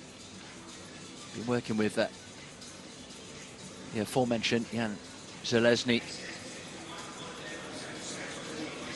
Looks like it is an improvement. It is 79.61, but still some way off the range that we know Chopra is capable of. He's such a star, and I mean a massive star in India. Could not buy a javelin for love or money after he won the Olympics in the delayed games of 2021. A massive star, and deservedly so. And talking about big names within our sport, here comes Julius Yego of Kenya. 72.24 in the first round. Oh, it's a roar of frustration from the Kenyan at the moment. 72.25 in the second round, so he had a 1 centimetre improvement. He's in 12th place, and it will be the top 12 that'll be taken through. Yeah, these are crucial throws, really crucial. And it is an improvement for him. It looks like 74 metres and 50s coming through. That puts him into 10th position overall. Not much wriggle room, though, is there, for Yego? No. All it takes is for one of the throwers just behind him to find something big in the final round, and a big name like Yego could be heading out. For the moment, he's okay.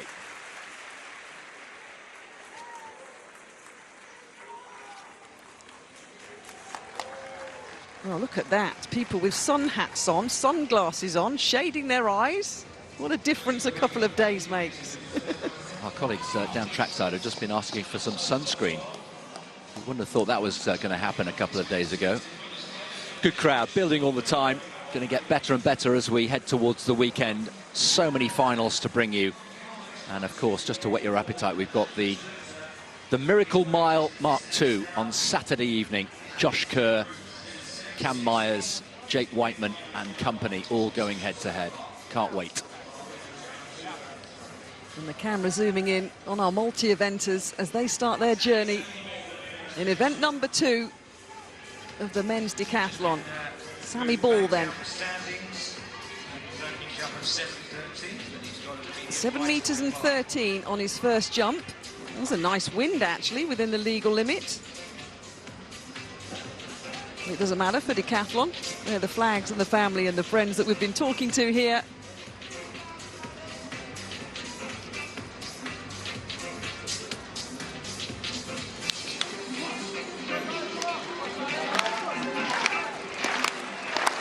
Soaking up the support of those that have travelled. Sammy Ball then. 6 in the standings in this long jump element with that 7 metres and 13. Yeah, it's going to be pretty similar. Pakistan might just be about to shake up the bottom end of the top 12 in the javelin. Close to the 75-metre line, comes off the 73.26. Won our national title indoors in the heptathlon discipline. Rafa Joseph, his coach, you'd have seen him giving the instructions. You probably might see him shortly as we await the distance. There's a good example again. Look at the England virtually horizontal. 7 metres and 27 with a plus 4.2. No one cares. It's 878 points. That's an improvement for the Englishman. He's putting together a nice sequence, isn't he, here, Sammy Ball? Now then, next up, Max Turua from the Cook Islands, lying down in 11th place, 6.64 with his opening effort. That was an effort with a plus 2.4 wind. It's picked up quite a bit since then. There you can see the details of his first round effort. Now then, he's travelled a long way to be here. Can he make it count?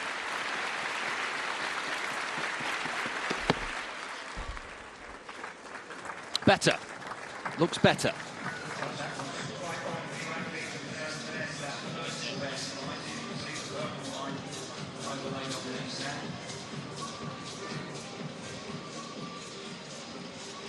Have a look at the standings overall as we make our way through this second discipline.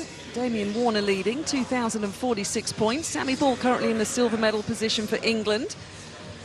Just ahead of Callum Newby. By 2 points, Ball ahead of Newby. But obviously, we're early days, but ever-changing standings as the points always continue to get crunched. There'll be lots of crunching going on and some analysis here. Just waiting for the mark to come up for Max Turua. That's second round lead. 6.64, remember, his opener. By the way, first track action getting underway at 11:30. That's in just over 10 minutes' time. The 100 hurdles, women's 100 hurdles. Still waiting for that to be measured. Taking quite a while to come through. It's interesting listening in. Landing foot, you just lose it like off the board as you go there. Yeah. Strong take off. There's the instruction there, just losing it off the board. 6.57 coming through. It felt and looked as though it was an improvement, but it wasn't. Just slightly lower than the opening effort. 6.64 remains his best so far. Yeah, 729 points. As the Cook Island athlete in 10th position overall, with our hard-working officials getting the pit ready for Newby. Here he is, Callum Newby, 7 metres and 45. He's been pumped since he ran 10.76 in the 100 metres.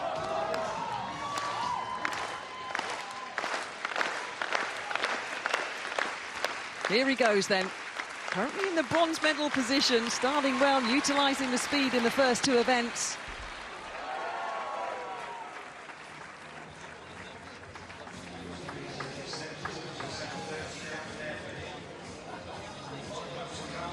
terms of long jump standing, still in second place with that jump of 7 metres and 45, behind Damien Warner of Canada, of 7 metres and 77.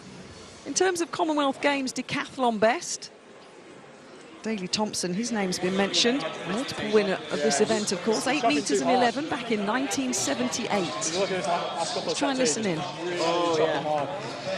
Get it back a bit more. 20? Yeah, another 20. You just got to run through it. Back a bit more, another 20. Adjustments will be made. 7 metres and 29. And there is the call room. And there is a world record holder, Amasan of Nigeria. We've got the heats of the women's sprint hurdles coming up. Toby Amasan, Devon Charlton, blessed here at these Commonwealth Games to have the world record holders in this event for both the indoor and the outdoor event. That's to come. Yasir then of Pakistan.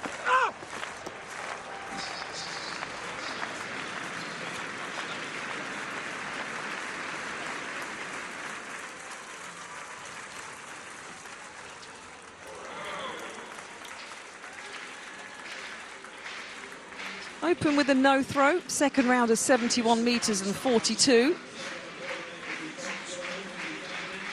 73, 74 metres at the moment is a top 12 distance.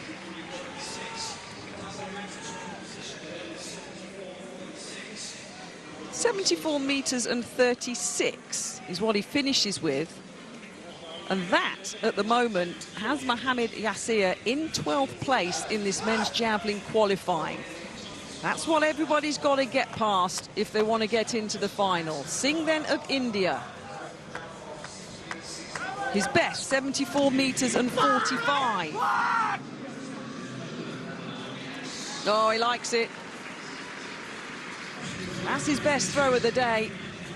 Approaching the 80-metre line.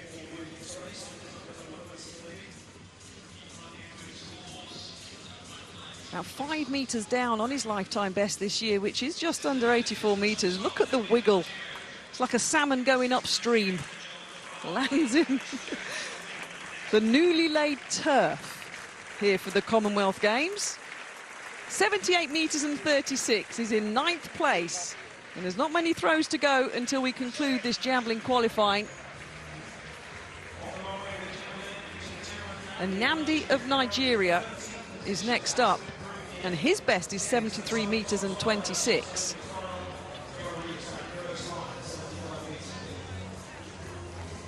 Like many, have been struggling with the wind in this qualifying.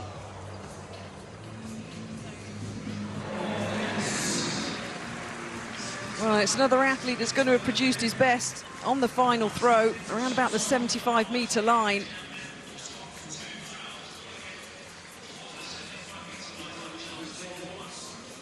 And obviously what you do find in athletics, when athletes aren't getting automatic qualifying distances, those at near the top end of the standings will just pass on throws because they'll be comfortably in a top 12 position.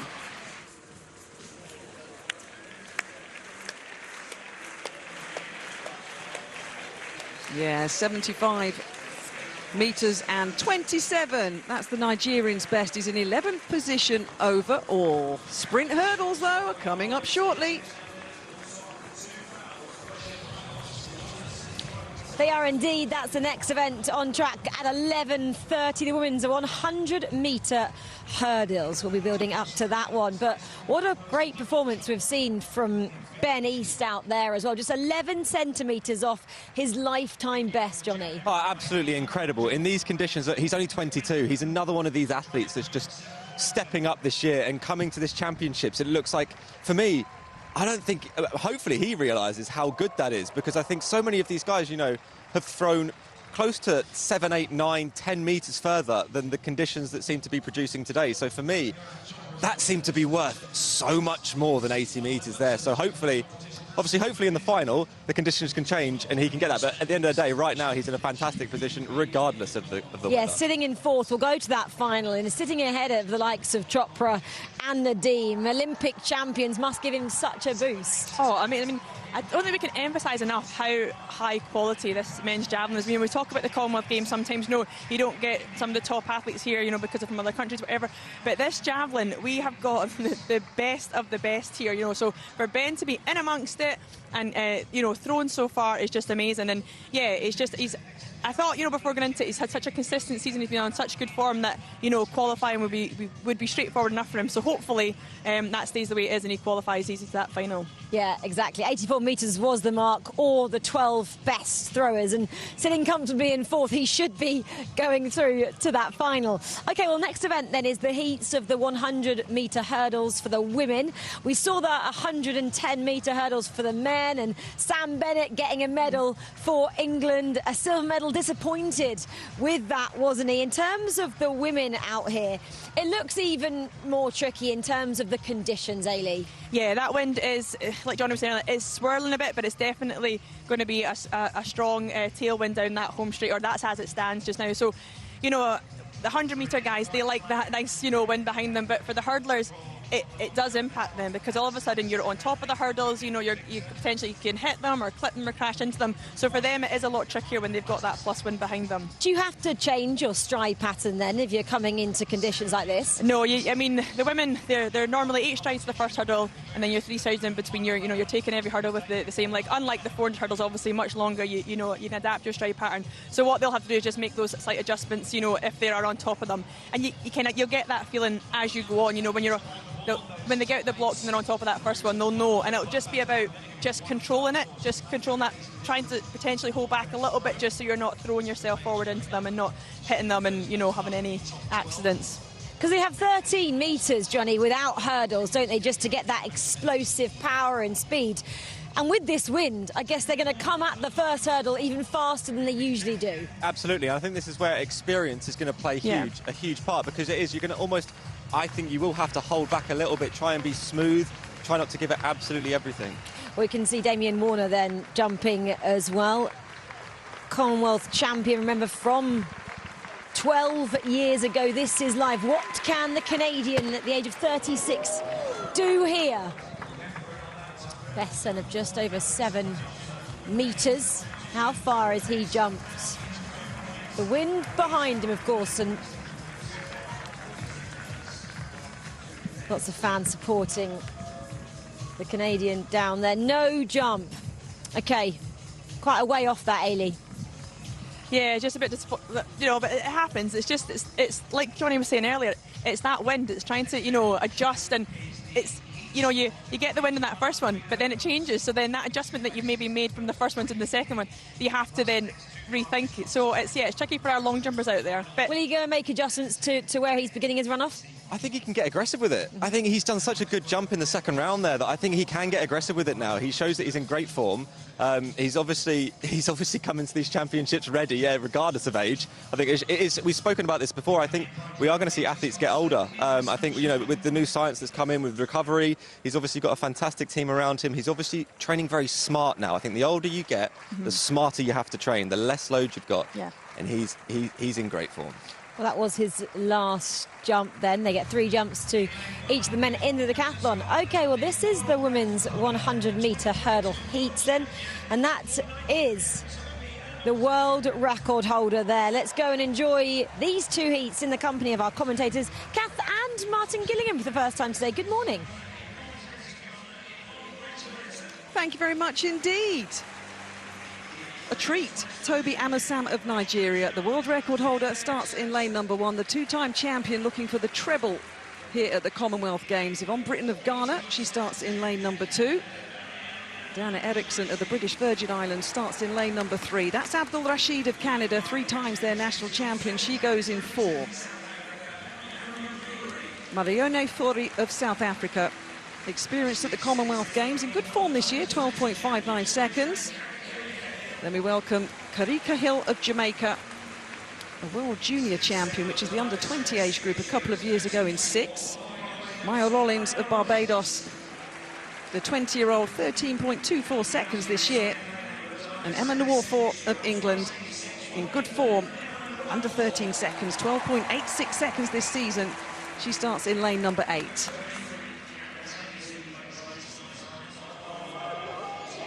Toby Amersan, the world outdoor record holder with 12.12 seconds. And coming up in the second heat, the world indoor record holder. The first 3 and the next 2 non-automatic qualifiers go forward to the final. Heat number 1 are the women's 100-metre hurdles. Amersan, Britton, Eriksson, Abdul Rashid, Fori, Hill, Rollins and Nwafor. The English athlete on the outside, the world record holder from Nigeria on the inside. Set. Britain of Ghana got out well. Amersan's got a bit of work to do, but now she gets into a stride. The Nwafor on the outside. But look at the world record holder, Toby Amersan, 12.18 seconds. Good grief, no surprise, but there is a plus 3.8-metre win behind these athletes. She is the second fastest athlete in the world this year with a legal 12.28 clocking. And that is what was to be expected from Toby Amersan. The 2-time champion. What's up is that you're back in form and continue to be in great form, Toby. She's looking for the triple Martin at the Commonwealth Games. Not been done since Pam Kilbourne of Australia when she won 62, 66 and 70. We didn't expect anything less from Toby Amersan. Absolutely right. I mean, she's had 1 or 2 blips in her career since she broke that world record, but she's a super technician. And what we saw there amongst all the various bits and pieces is just what a fine sprinter she is. She was a class apart, straight out of the blocks, rises first, very neat, snappy hurdle technique. Look, there's not too much twisting there in the hips. Mariam Fari there as South Africa's having a good run. She's done very well indeed, but in all fairness, the Nigerian, a class apart. Now you see, we talk a lot about the hurdling and we focus a lot on that, but the reality is it's just quite brilliant sprinting. She's that much quicker than the rest, regardless of the hurdles. Perfect Very height. snappy, isn't it? Perfect Look at the balance. stature as well. Yeah, the balance. I mean, you often tell, I think, when a head doesn't bob up much. Exactly. It's whilst all the arms and legs and the hips and the snappy heels and the snappy league leg are working. Look at that. Barely any movement in the head, absolute relaxation. And the response, which is that, crossing the line, reinforced by that, and that goes to show to me that here's a woman who's very happy with where she is at the moment. It's one of the hottest events in track and field in the world at the moment, the women's 100-metre hurdles. And Toby Amersan going for the hat-trick of Commonwealth titles, 12.19 seconds, the 3 big Qs, because it will be Nigeria, South Africa and Kerika Hill of Jamaica through to that final later. Emma Nwafor of England finishing in 6th. And there are the hot seats, the 2 non-automatic qualifying spots at the moment, and they belong to Evan Britton on the right from Ghana and Marian Abdul Rashid of Canada. 12.78 and 12.98 are the fastest 2 non-automatic qualifying spots, with 1 more round to come after we've carried on with the decathlon. Yeah, Lyndon Victor, super athlete, great second day specialist, so don't be too concerned with the fact that he may struggle a little bit apparently in the wake of the likes of Warner on the opening day. You watch the way he comes through on day 2. Started off with 10.54, best long jump of 7 meters 20. Young man whose multi-event career really took off the moment he went to a US college. I did once have a lovely chat with a fella, and I know this sounds slightly apocryphal, but believe me, it's true. He learnt to vault with a stick of bamboo leaping onto the first floor of a block of flats. It's absolutely true. I can't imagine someone doing that, but it goes to show the determination and the bravery of that man. 7 meters 20 there. That's worth 862 points. It is indeed, and you heard from his coach, spacings are good. Here's Damien Warner then. Well, we were talking about him down trackside before. This is the one that Johnny, Ailey and Rachel were talking about. One of the best of all time. He's gone out to 7 meters and 77. He is so smooth.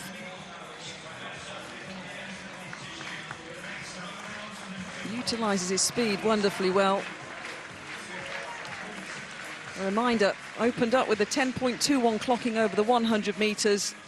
It was a no jump that was registered, as we heard about earlier. So 1,002 points for 7 meters and 77. Has him in pole position on 2,046 points. Next up this morning for our decathletes will be the shot put at 12:40. Before the high jump and 400 later. But we were hearing from the family of our home nation athletes here in the decathlon. Let's go, guys, come on. Sammy Ball is ready. Yes, Sammy, here he is. Reading Athletics Club. They'll be keenly watching this over the course of 2 days.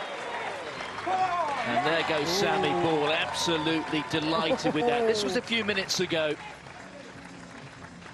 And with the sun coming out, literally, it's doing so metaphorically on the opening day of this decathlon competition for young Sammy Ball. He's only 21. Bear in mind that this is very much a mature athletes event, and that was brilliantly on the board. You simply can't be any better than that. And believe me, that board provides literally a lift to athletes. It really does. There's nothing better than the feeling beneath those spikes, beneath that spike plate, as he goes out to 7:49. Look at that, it's a 22-centimetre improvement on his second round, and that is worth valuable points. Yep, 932 to be precise. He currently sits in second position overall behind Damien Warner. So we saw a world record holder, and if we do have to underscore the point that certainly in several events, this Commonwealth Games track and field competition is straight out of the top draw. Here's another example. We've seen it in the sprints without the hurdles. We've seen it in one or two of the distance events. That 3,000-metre steeplechase final for women last night was an absolute cracker, and what a performance it was by the Briton. She was quite superb running in for a silver medal. And here, I suppose, Michelle Jenniker, one of track and field's more theatrical performers. When she's around, she rarely goes unnoticed. You know what I mean. You'll see her in a moment. Divine Charlton, brilliantly fast out of the blocks, a real indoor specialist. And Divine Charlton will take a lot of beating here. There's Amula Sia of Kenya. Uhuru, high-quality sprinter, has run 12:66. Here she is. I told you, look, there's always a bit of a performance with Michelle. Always happy to be there. Fifth in this final, she was 4 years ago. The athlete from Papua New Guinea there, that's Adri Managi. She's outside 13 seconds, so she really does have to find something if she is to feature here. And that is Cecilia Guambe of Mozambique. And this is an athlete who expect her to feature. A 12:34 athlete, an Olympic bronze in those delayed pandemic Olympics in Tokyo, which took place in 2021. She also finished 5th in the world indoors this year, that over 60 metres. Those are the two athletes waiting to hope that maybe their fastest non-automatic qualifier times will be good enough to take them to the final. But here we go. 8 athletes. Second heat. It's effectively a semi-final. The first 3 plus 2 fastest losers do progress to the final. Brewster from Barbados on the inside. Charlton, Bahamas in 2. Amula Sia, Kenya in 3. Uhuru of Canada in 4. Jenniker, Australia in 5. Managi, Papua New Guinea in 6. Guambe is there, Mozambique, and Simmons, look out for her. Right under in the shadow of the stand, and Simmons is going very well. As is Charlton. It's between these two. They're away and clear. Jenica comes in for third. Crashing to the track is Brewster of Barbados, coming off the last hurdle. Her Commonwealth Games is over. But the two principals, as you would expect, Megan Simmons and, of course, Devin Charlton of Bahamas, they go through comfortably. As for the showgirl, Michelle Jenica, we shall have to wait and see. But I suspect she might have done enough. She has, because Michelle Jenica in third for Australia, 12.72 seconds. So it'll be herself and Britain of Ghana from the first race with a 12.78 that'll progress. But as you say, Martin, that's what we expected. World indoor record holder Devin Charlton, 3 times a world indoor champion, and 12.37 seconds outdoors this year. It really is set up wonderfully well for the final tonight. The final this evening at 9:49. World class with the 2 world record holders, indoors and out, making it to the final. See the start. You can't touch Charlton. Look at that. Once again, though, like Toby Amasan, the height, the stature, the non-movement of the head. Super running. Megan Simmons as well from Jamaica. 12:39, 12:55. And again, the point to be made here, Kath, I beg your pardon, is that if we look at Charlton, yep, she's an accomplished hurdler. There's not much wrong there. Not too much twisting of that trail leg. You could apply the same to Simmons. The difference is, at the moment, the pure sprinting quality. Charlton, look at those hurdles, barely untouched.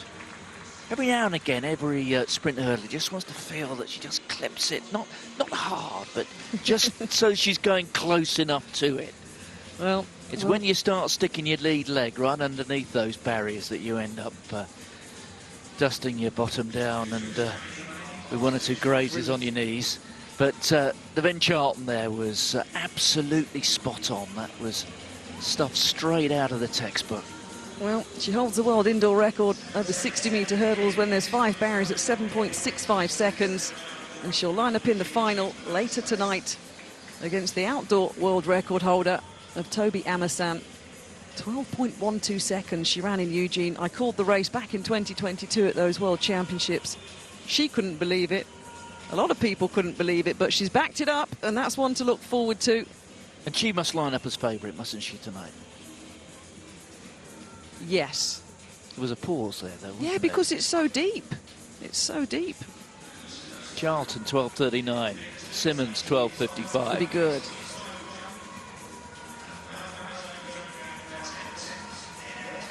Beautiful overhead shot of the Scotstoun Stadium here, and there is confirmation of the athletes that will line up for the Commonwealth final in the women's 100-metre hurdles.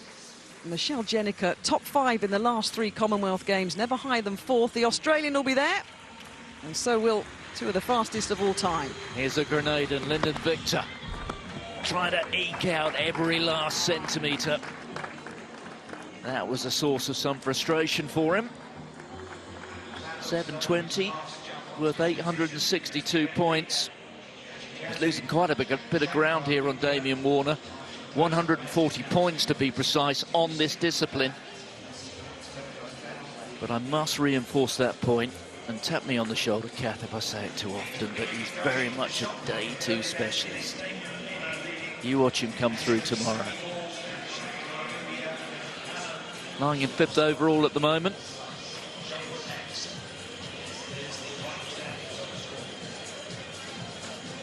So 7 metres 20. A replication. Well, there we go. Princess Anne, and we got Prince Edward on the right as well. Royalty in the house. Of course, Princess Anne, very much a supporter of Scottish sport. She's a patron of Scotland rugby. You always see her there. Sat next to her husband, Tim Lawrence. And, you know, bear in mind, Princess Anne, an Olympian herself 50 years ago at the Olympics in equestrian sport in Montreal. Her first husband, Mark Phillips, he was a gold medalist in 72 in Munich, and Princess Anne's daughter herself winning an Olympic silver medalist. And I'm not quite sure who the fellow was there with that rather flamboyant shirt. Oh, I didn't see it. Couldn't miss it. And a slightly ample girth. The flags are blowing, but look at the sunshine. That's what we're talking about.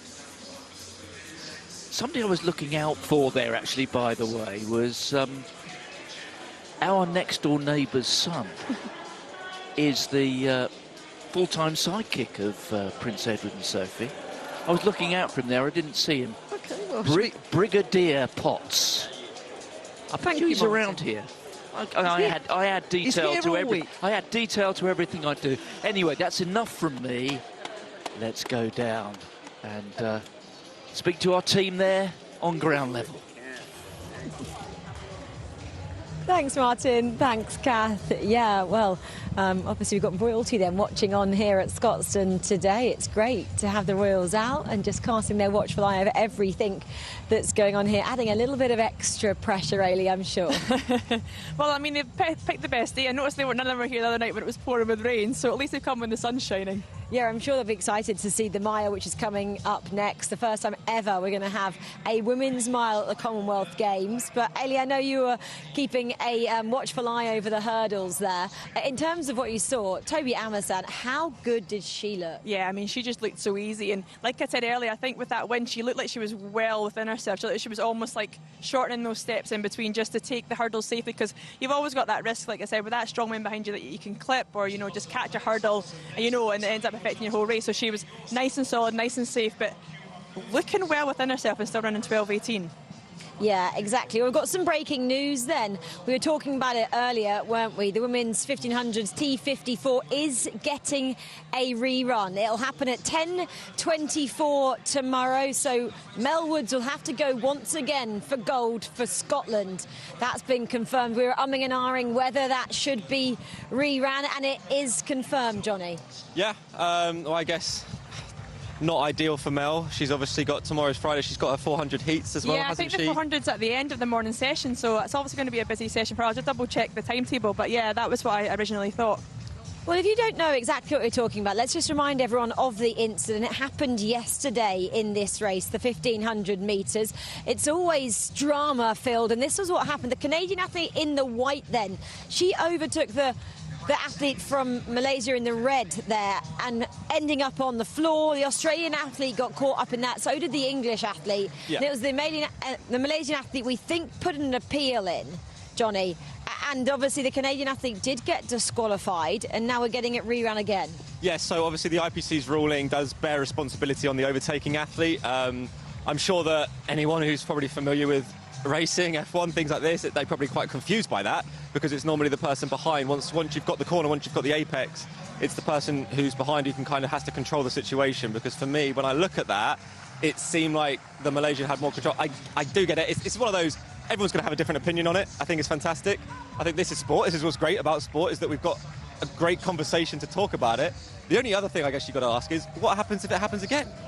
You know, do we just keep rerunning? This Commonwealth's going to go on for 2 weeks? Are we just going to keep rerunning it every day until you manage to get everyone round, or we just put them in their own lanes and we just go, actually, no, is that what they want to do? Do we stop merging them? And good question, but, well, we'll have to wait and see. This is having a rerun. Mel, though, really disappointing for her. She's had all the emotions that go with becoming a Commonwealth champion. It was everywhere on social media. It was doing the rounds on the news, and now she has to go back to the drawing board and get herself ready to do it all again. Yeah, this is going to be a real test of mindset for Mel, and I've no doubt that she'll be able to deal with it, you know. And you know, we met our coach Roger on the way out yesterday, and he didn't seem too flustered by it. He kind of just, a bit like Johnny was saying, it kind of happens with the para athletics that you kind of see appeals quite often. So they didn't seem too bothered by it. I just feel a bit sorry for her, because all our family were here yesterday. They're all shouting, she got to the lap of honour, you know. and then to kind of have all this up in the air and just not knowing what's going on, not even getting the chance to celebrate properly, but then wait and see.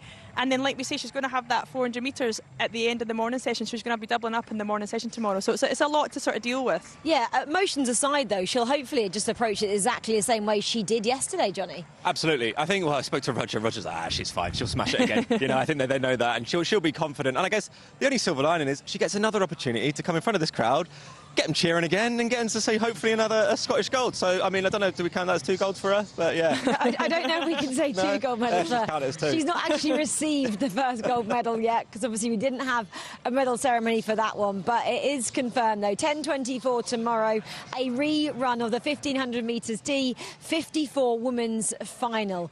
Can Mel do it once again for Scotland? OK, well, back to what we did just see earlier on the track. We saw the hurdles from the women in the 100 metres, plus the javelin. That's completed behind us as well. Most, Ailey, Johnny, of the big names going through. One casualty who we would have expected, Ailey. Yeah, that was a Kenyan athlete who we know he's thrown over 90 in the past, but just not quite on that form. I think he's still thrown 82 the season's best, so you would still expect him to have progressed to the final.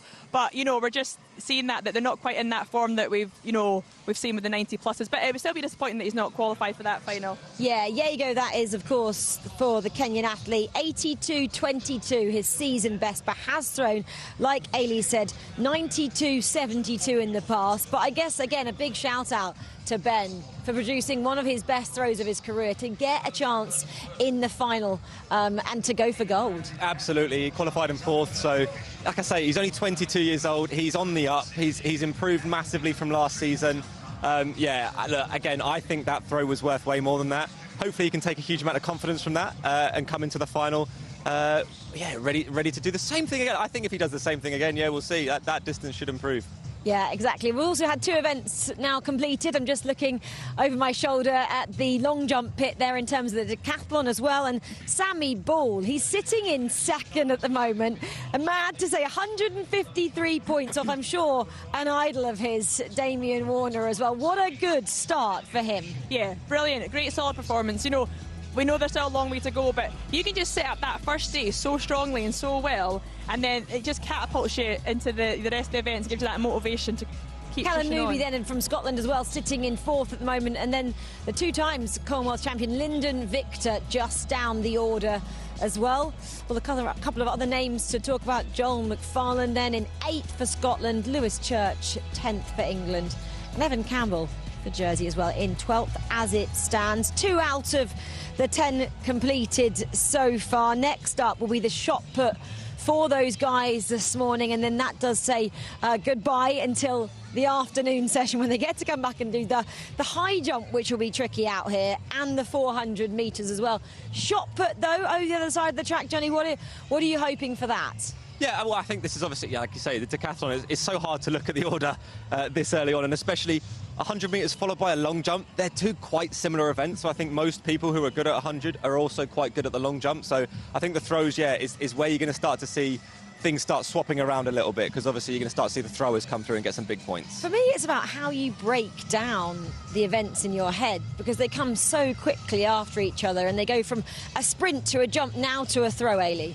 Yeah, but these guys, they've been there and done this before, so it's they've got their own ways of dealing with things. But again, it's about sort of almost forgetting what you've done and then starting afresh. You reset to the next event, because ultimately every event counts. So you can't, if you've had a great long jump, a great 100 metres, yeah, that's fine, but you need to then focus on the next one and get that. So they'll be able to get a little bit. Normally the heptathletes and the decathletes get a room that they can just go and switch off, get a little bit of time to themselves, maybe get something to eat, get refuel, maybe get a little bit of treatment, and then they'll be able to come out again and like I say, reset and focus on the next one.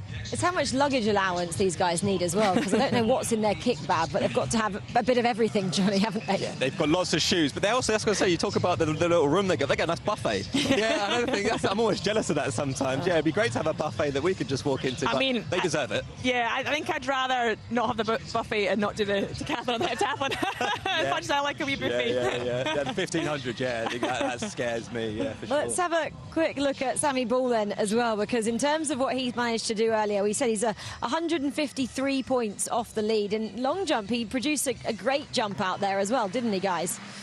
You can just see him on the runway here, the Englishman. Taking full advantage of those conditions there as well. Yeah, amazing to see. He's also a very young athlete, so I think that's why the Commonwealth Games are so important, right? It gives these young athletes an opportunity to come out and perform at a championships and test themselves and see if they can rise to the occasion, and he's absolutely doing just that. Absolutely. Okay, well, there we go. Second place at the moment after 2 events there, and perfectly on the board as well. A pro. That's what you want to see, don't you? At the Commonwealth Games especially. Nailing your jump like that. OK, well, we did just touch on, didn't we, the women's 100-metre hurdles. And in terms of the win there, it was getting up again behind these athletes. But Toby Amerson, she looked like she had to chop and change a little bit, Ailey, you were saying. Yeah, I just thought she looked just well within herself, just very controlled, you know, not really driving forward because she needs to shut that nice tailwind behind her, you know, and it was just more of what I would call a clean race. Just playing it safe, just, you know, trying not to make any mistakes, not clipping any hurdles. And, yeah, and like I say, very impressive time, you know, off the back of how that looked. Yeah. That was crazy. I think for herself as well, she came across the line and saw that and celebrated and went, oh, I've gone that fast. Yeah, probably quite a surprise for her. You see her right on the inside lane there. She's, you know, she's obviously hurdling really well there, but I just think, yeah, she's very in control here. She's on top of the hurdles. And when I say that, I don't mean she's sort of, you know, going to hit them, but she's not having to really stretch and drive for them, you know. She's very comfortable there. And I think, yeah, just seeing that reaction, you know, that time probably surprised her when she crossed the line there, because that probably felt very comfortable. Yeah, Martin in commentary, he was just saying her head didn't move at all. It was completely straight, completely focused, no wobbling about, Johnny. Smooth as butter. Yeah, I think that was the smoothest, team that she's ever run in her life. I think, yeah, obviously, I think a quick note as well, the fact that nobody seemed to hit a hurdle in that race. I think with a 3.8 wind, I think we've got to give credit to all of the athletes there for obviously managing to deal with those conditions and get through the line. But yeah, she's obviously in amazing form again. Obviously, I'm sure, well, I'd love to see, yeah, a legal wind in that final, because, yeah, if that was smooth for her, what could we see if she really puts the hammer down? You know, could we see a world record at the Commonwealth Games? Wouldn't that be something in Glasgow? That would be amazing if we get that here as well. But she'll be wanting, I mean, she's 2 times Commonwealth champion. She'll be wanting to get the hat-trick here as well. So, you know, she'll be wanting to, first and foremost, get that win. But, you know, yeah, if you get that fast time with it. Yeah, Jenny as well said she was watching that race back with her in the mix zone, and she was very happy with what she saw. The technique just looks so fluid, so strong, as that drone shot just shows exactly the lead that she had as well, and just really powerful off that last hurdle, that last 10 metres. Yeah, and I don't want to keep banging on about the weather, but I just realised something quite interesting, is that these 2 lanes are in the sun, and people don't realise, right, track is rubber, and rubber responds to sun and heat. I've got these hard balls, like so. These massage balls that you use, like hockey balls and stuff. And it's quite fun. If you ever come to a track, you just come and hold it out and just drop it, and you can see how much it responds. And I've done this so much at Loughborough. It's a huge difference in the response of the track, of the lanes that are in sun. So I don't know if maybe that gave her a little bit of a boost as well. But obviously tonight in the evening, that won't be the case. But for that heat, she'll have taken it. Well, Devon Charlton in heat number 2 was also in a sunny heat, if what Johnny's saying is anything to go by.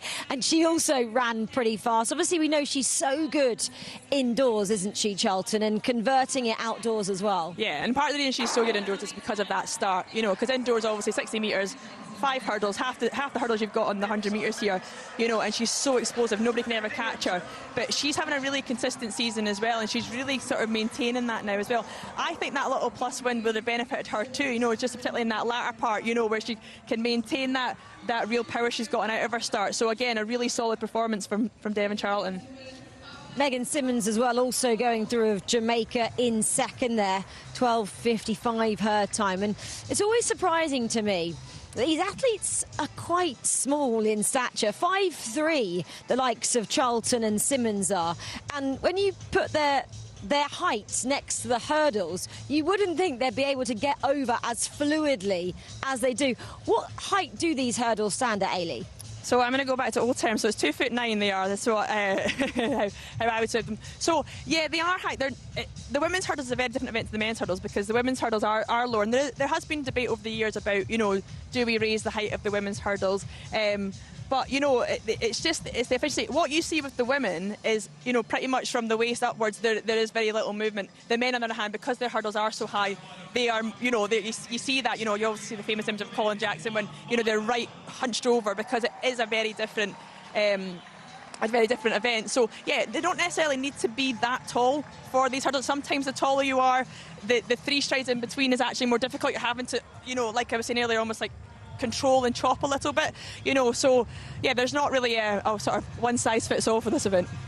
Yeah, exactly. Well, it's going to be a great final. That's coming your way tonight as well. It's the last event on track this evening, is the 100-metre hurdles final for the women. Well, you can see Jess Hull then, their Olympic silver medalist from the 1,500 metres in Paris. She's going in the 5,000 metres as well. She's down as the Aussie. She's been getting ready for this at St Mary's in London, had a training camp there. She's obviously going to be one of the favourites out here, Johnny. Yeah, I mean, you say a training camp in London is basically warm weather training at the moment, and I think, yeah, 33 obviously degrees down in London, I believe. Exactly, yeah. I think coming up to here, obviously slightly different, but yeah, she's obviously in great form. It'd be interesting to see what she can do. Yeah, exactly. When you're doubling up, though, it's a tall order. We said there's a lot of races for these athletes. Yeah, and I think, you know, she'll be probably hoping this is maybe more of a slow and steady race, you know, not kind of being hitting hard straight from the go. But, you know, these athletes, they compete consistently, you know, and they do this, so they'll be able to manage that. 5K's tonight, though. Yeah. It's at 9:20 on the schedule. So with that in mind, how would you hope that Jess would approach this heat? She'll probably just want to just do enough to qualify, and again, she's not going to dictate it. First 6 as well, a bit like the men's mile. Gemma Reekie, this is interesting. So she's back. She didn't qualify for the 800-metre final. Disappointing in terms of what we know she's capable of. But she's got herself back up, and she's going to go in these heats. Yeah, I mean, probably the perfect recovery sometimes when you have a bad run or you don't have a disappointing run is to be able to get another chance to get back out on the track and almost redeem yourself or, you know, right a few wrongs. We didn't obviously get the chance to hear from Gemma yesterday, so I'm not sure exactly her take on how that race went and, you know, what she was feeling, but she's got another opportunity to obviously come back out again today. Hopefully just, you know, a bit like we saw with Kate O'Connor, you know, have after this appointment, you know, just try and use that as motivation to go and perform better in your next event. And what an honour as well to compete in the first ever women's mile at the Commonwealth Games, Johnny. Absolutely. I think it's about time, right? I don't understand why it wasn't joined back in the day. Yeah, obviously, equality, it's only just started to come around, right? But yeah, it's fantastic to see that we're finally catching up and we're actually giving them a chance to show that they're actually incredible athletes, just as much as the men, so yeah. In terms of home nations as well, we've got 2 other names that you should have a look out for. Courtney Bryan, great 1,500-metre runner, as is Walcott Nolan there. So a lot of people will have seen them in the 1,500 metres stepping into the mile this time. Yeah, so yeah, it's interesting because obviously, like we're saying, we don't get the mile very often. It's more 1,500 metres that we'll see these girls in, but again, very strong, both having great consistent seasons as well. So yeah, it's nice to have, you've got kind of I've got a Scot, an English and a Welsh in that first heat, and then the second heat we've got a few more of the home nations with our Scottish, English and Welsh athletes again. Yeah, exactly. We'll tell you who's in the second heat in a short while, but a bit like the men yesterday, the first 6 to go through, no fastest time, so you have to make sure you're in a good position. We've got 11 athletes in this first heat and 12 in the second heat, so it's going to be pretty tough to qualify. The wind is swirling, conditions are a bit better than we have seen for this first ever women's mile at the Commonwealth Games. Right, well, let's go and enjoy it then. Kath and Martin are going to call it for us. Thank you very much indeed. Well, here we are then, the first heat, the first round of the women's 1 mile. You'll know by now that the mile returning to the Commonwealth Games for the first time since Kingston in 1966, the first time for the women. And as Ailey said, a lot of home nation interest. And there is the ever-smiling Jess Hull of Australia. So the full lineup. Gemma Reekie back from a 2:03 heat run over the 800 metres. Reve Walcott Nolan representing England. Jess Hull is getting back into some very good form with a recent win over 3,000 metres in London with a personal best of 8:24. And Melissa Courtney Bryant, European silver medalist, and the European indoor bronze medalist as well, lining up in this one. As is Abby Caldwell of Australia, 4 times their national champion, ran in the semi-finals of the 800 metres at the Paris Olympics a couple of years ago. Melissa Courtney-Bryan, experienced at the Commonwealth Games. Getire of Kenya.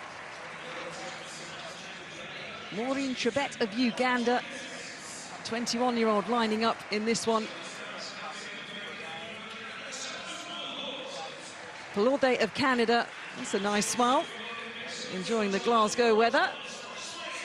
And you never see Jessica Hull not smiling. The Olympic silver medalist a couple of years ago over the 1,500 metres. Lining up next to the biggest roar, potentially, of the day. Maybe challenged by a couple of other Scottish athletes, but Gemma Reekie of Scotland. Next to the European indoor bronze medalist from England over the 1,500-metre distance last year, Reve Walcott-Nolan. Kate Currant of Canada, a 4:26 miler at her best. Karuba Moore of South Africa.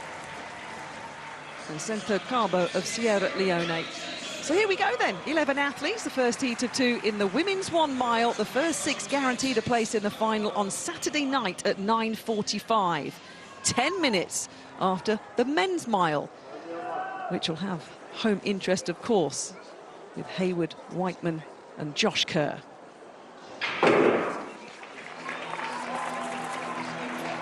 So the Scottish music being blared around Scotstoun as we get underway in our first heat of the women's 1 mile.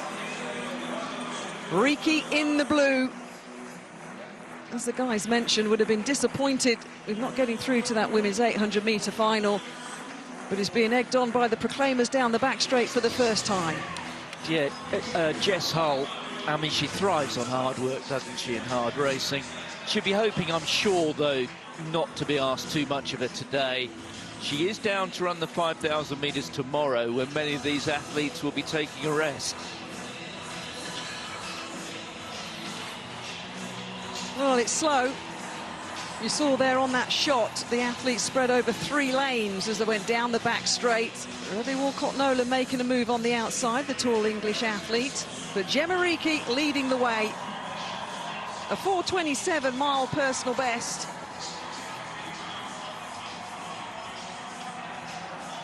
Hull on the left of your shot. A little glance over her shoulder in the familiar colours of Australia.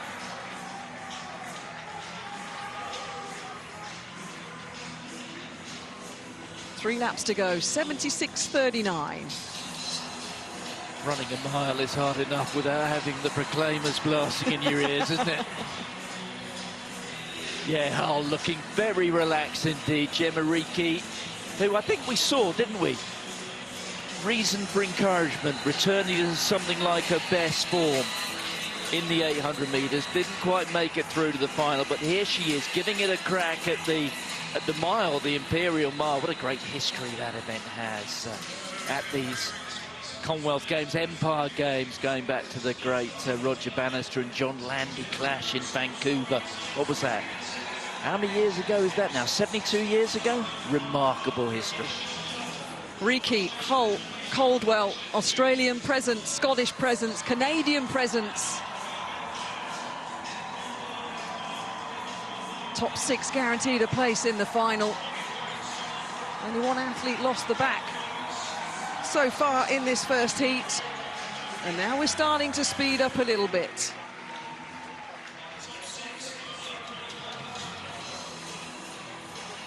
Slightly quicker, 69 seconds, second lap. But Reekie controlling this one. Hull with her teammate Caldwell just behind her. Abby Caldwell of Australia, 4:20 miler at her best. And recently in Budapest over the 1,500, just outside a 4:01 clocking. On the left of your shot, Walcott-Nolan of England. 10 of the 11 still in with a chance. Maureen Chebet, you can see right at the back. I say 10 of the 11, 9 of the 11 actually, but look how tight that is. And it is tactical because we don't have any room for any fastest non-automatic qualifiers. So you can see in the almost the classic tradition here of championship competition and heats being slowly wound up, and it's the class act. Jess Hull is moving right to the front. Sparks are about to fly. See the change of pace in heat number 1 of the women's mile here. Hull started to crank it up. The final lap of heat number 1, the top 6 guaranteed a place in the mile final on Saturday. And the breakaway of Riki and Hull. There was a little surge from Jess Hull, and Riki said, I'm holding this inside line, thank you very much. And look at what that injection of pace has done. It has completely pulled that group apart. 200 metres to go, a breakaway of 4. Hull, Riki, Caldwell, Gutteri of Kenya's in the mix. Barring disaster, here's your top 4 and another 2 to come. Hipara More there of South Africa moving into 5th place.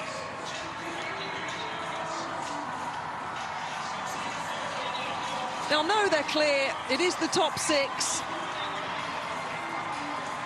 Gutteri of Kenya determined to bring this one home. Jess Hull in 2nd. Gemma Riki, nice and easy, going to come through in 4th, just behind Abby Caldwell, 4:33.11. And it was More of South Africa that came through for 5th.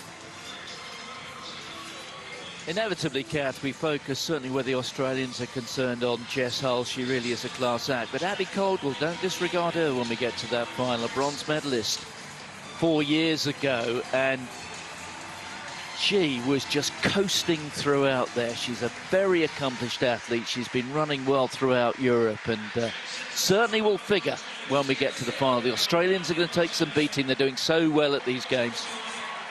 Yeah, Maureen Trebet there of Uganda getting a warm round of applause as she crosses the finish line in heat number 1, as is centre of Sierra Leone.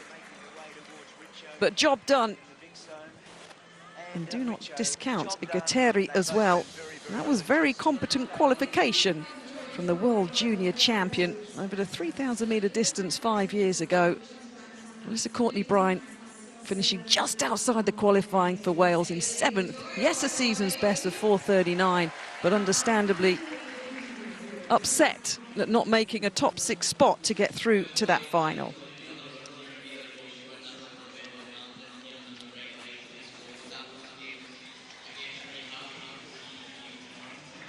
Well, it went to plan in terms of the bigger names, with Jess Hull in particular getting back to some good form.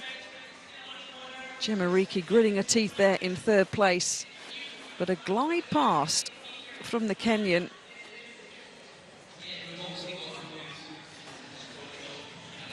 So Gemma Riki qualifying for the women's mile final in front of a home crowd. Let's hear from her now with Jenny. Gemma Riki alongside me, 4:35.15. How pleased are you with that, Gemma? Yeah, I'm really happy to safely get through. The times don't mean much here, championship racing, so yeah, I'm excited to get in that final. It was unfortunate by the 800 metres, so how did you bounce back today? Yeah, it was really tough. I was out here last night and had to bounce back and get ready for today, but yeah, I'm disappointed with that, but I know I'm in good shape and the opportunity's not gone yet, so. Did you hear that the Proclaimers was playing as you were running round there? I did. I heard the Scottish music. It reminded me where I was. And the crowd here as well, it must be special, especially trying to bounce back after yesterday. Yeah, definitely special. I know my family are out there today, and yeah, I really want to go out there on Saturday and do what I know I can do. Well run today. Thank you.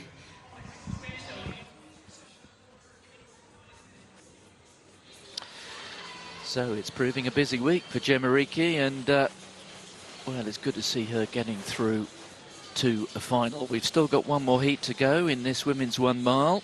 Katie Snowden going for England, who's been an international for a number of years. Always gives it a fair crack when she gets to this level. There is another very able Kenyan as well, Rosemary Longisa. And also look out for the Scots in this field, Erin Wallace and Sarah Calvert. Calvert, who won the UK national title very recently. So it's a strong field, and there's also a very keen domestic interest, particularly with the Scots here, as the sun comes out. The 1 mile start right in the shadow here of the main stand. That is Hamida Musa of Tanzania. Herman of Papua New Guinea. She has yet to break 5 minutes. Claudia Hollingsworth, we've seen 2 Australians go through. Don't be too surprised if that woman does as well. A world under-20 silver medalist a couple of years ago at the 800 metres. Look out for the Scots. Sarah Calvert, UK national champion in Birmingham, in fine form. That is Sabella. Here is Erin Wallace, European under-23 bronze medalist from 5 years ago. Coached by Luke Gunn, a former student at the University of Glasgow. Gina McNamara of Malta. Here is Rosemary Longisa, the NCAA champion from this year. So we know how good she is. Here's Katie Snowden, World Championship finalist 3 years ago. Ava Lloyd of Wales, a former World Under-20 finalist at the 1500 metres. She finished 5th. Here's Lucia Stafford of Canada.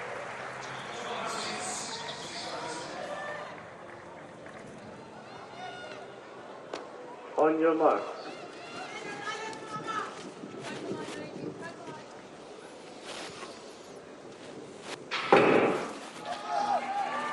So a reminder, it is the first 6 who will go through to the final. Well, the track's been rewound. The Proclaimers is on again. It's only fair. It's only fair. If you're doing it for one, you've got to do it for the other, especially with the Scottish interest, as Martin said. I'll tell you what, those 2 brothers, they are brothers, and they're pretty sore tonsils, I would have thought, by the end of the week. Wallace and Calvert then in this one. And this is pretty similar, isn't it, to the first heat in terms of the first back straight. The pace, I mean, no one's really grabbing this one. A reminder, the first 6 guaranteed a place in Saturday's final. Well, I'm sure the Proclaimers will enjoy the repeat fees. Stafford it is. Out in front, the Canadian. The Australian moving wide. That is Claudia Hollingsworth. Katie Snowden right in the middle of the field at the moment for England. Erin Wallace taking close order. Sarah Calvert tucked in there as well. As is Ava Lloyd of Wales with a bow in her hair on the inside line. Stafford, Musa of Tanzania, Calvert, Lloyd, Hollingsworth. See the Kenyans on the left of your shot paying attention. But it is Lucia Stafford going out in front, moving through 500 metres. And it is the UK champion there, Sarah Calvert, taking much closer order. Claudia Hollingsworth just running wide there in 3rd place, just running into that quite strong breeze down the back straight. But it's Stafford 1, Calvert 2, Musi you can see there of Tanzania in 3rd. That's her wearing the green vest. Hollingsworth of Australia is in 4th place. Katie Snowden of England tucked in behind there in the middle of what is quite a bunch. They're running 3 wide around that bend, and there's no doubt when they go into the back straight for what will be for the penultimate time, 1 or 2 athletes here will be fairly keen to use others for a wing break. But it is Calvert on the shoulder of the Canadian Stafford as they go with 800 metres to go. 2:22 at 800, a 71-second lap. Calvert poised, as Martin said, the British champion this year over 1,500 metres, a member of Livingston AC, studied in West Lothian, and looking good, isn't she? And now the speed is starting to increase. Keep your eye on Korea on the left of your shot. Well, you can see there Rosemary Longisa of Kenya looking rather menacing, moving up on the outside, making sure that she's able to react when there is a move. It is bunched, so you can work on the basis there are a few athletes here who are preparing to make a bid, but it's Stafford out in front. Calvert is there in 2nd place. The Australian Hollingsworth, where she has been pretty much throughout, in 3rd. Katie Snowden is still there. Longisa the Kenyan, and here comes the kick from the Canadian. Stafford has gone for it with about 470 metres to go, and at the moment there's no reaction from Calvert. Stafford takes the bell with a 4-metre lead. The Australian moving into position there in second place. And now questions being asked of Calvert. Just how strong is she? The Kenyan is yet to... Well, one of the Kenyans has made a move there, and you can see Longisa. But it is Stafford who's kicking ahead here, and she must be a little bit surprised here. Longisa there in second place. It's Hollingsworth for Australia is there moving into third, and Calvert has got it all to do. Katie Snowden also still in that leading bunch, has a real chance here. Stafford now just beginning to maybe fade a little bit out in front. It's Hollingsworth there in second place. Stafford, who made the bid almost 400 metres ago, kicking on here. Katie Snowden looks like she's getting run out of it. So too maybe Calvert and also Wallace. There's a lot of work to do here for the Scots, but Stafford is going to get her reward. Hollingsworth is moving on to her shoulder, and also coming through there very strongly, Ava Lloyd. What a fantastic run from her. There's a desperate lunge for the line from Wallace. Well, in the end, I'm not sure that worked out terribly well for the Scots. But the move from Lucia Stafford with a little more than 400 metres to go really broke them. Hollingsworth run a very smart race. And also Ava Lloyd, what a finish from her. She did fantastically well. She's come through for third. Correa, the Kenyan, has come through in fourth. Longisa was struggling a little bit there as well, as were the Scots. It's going to be very tight for those top 6 spots. Calvert. Well, we've got Longisa coming through in fifth, and Calvert has just got there in 6th place by the narrowest of margins, outrunning her Scottish teammate, Erin Wallace. Yeah, Calvert was in season's best, dipping out her Scottish teammate. A real battle for that 6th and final position in terms of making that final. And Stafford was happy to lead most of that, the Canadian. And as you say, finishing in second. Well done, Ava Lloyd, as well, for Wales there. A personal best over the mile distance. Yeah, he's not run as much as the 1,500 metres, but that was a good run.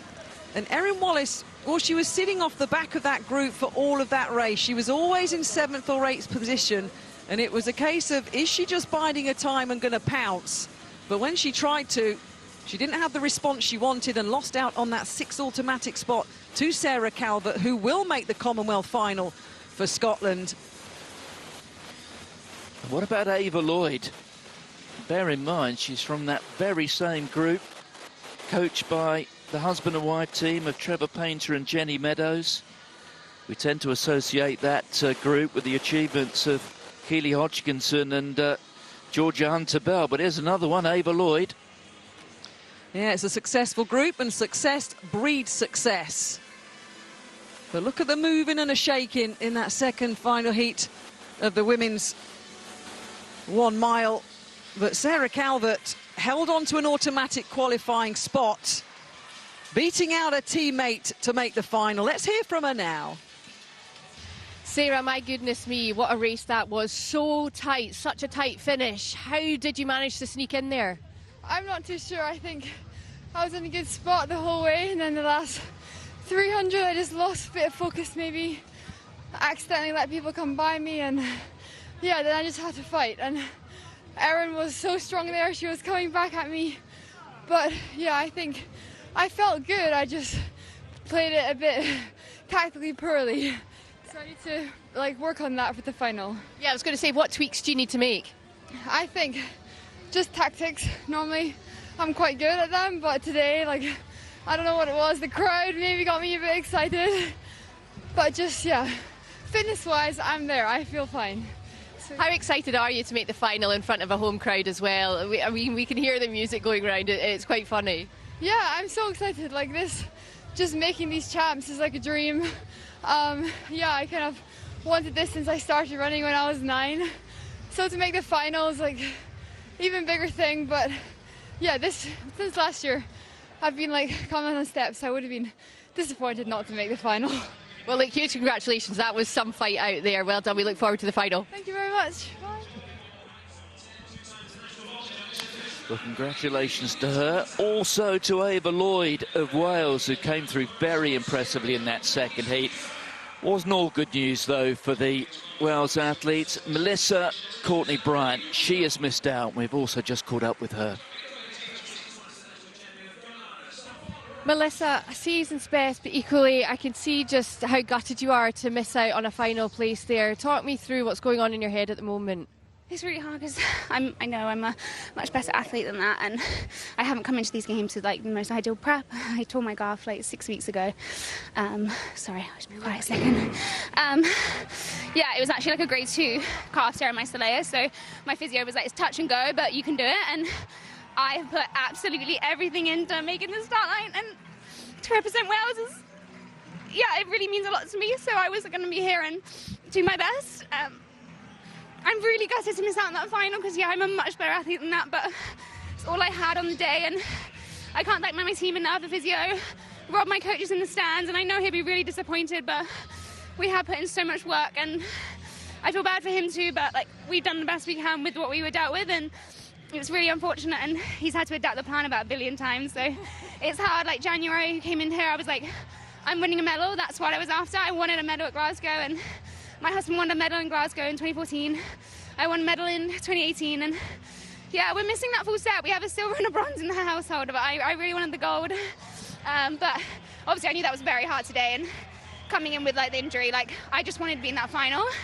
So yeah, I just really thought I could make the final, and then, you know, dreams could happen in the final, and like whatever happens, I walk across really happy, but not making the final was really disappointing, and it's just not where that kind of athlete I am. I just feel a bit deflated. Like, I really hope it's not my last Commonwealth Games, and I hope I can go out there and represent Wales again at another Games. Yeah, I'll be 36 then, but so maybe a longer distance, but I just love representing Wales.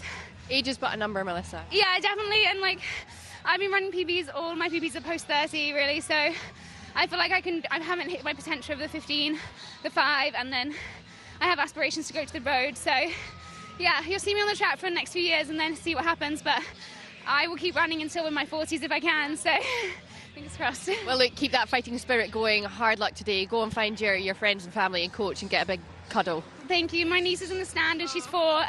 She's flown all the way over from Australia, so I know she's going to be happy, whatever, like just to see me, but yeah, it's tough, and like she kind of expects me to win races all the time, but luckily she's only 4, so she doesn't understand really. Well, look, you've done incredibly well, especially with the injury situation. Hard luck, and yeah, go and see your family. Thank you so much, and thank you to everyone at home for cheering on. Take care. Thank you.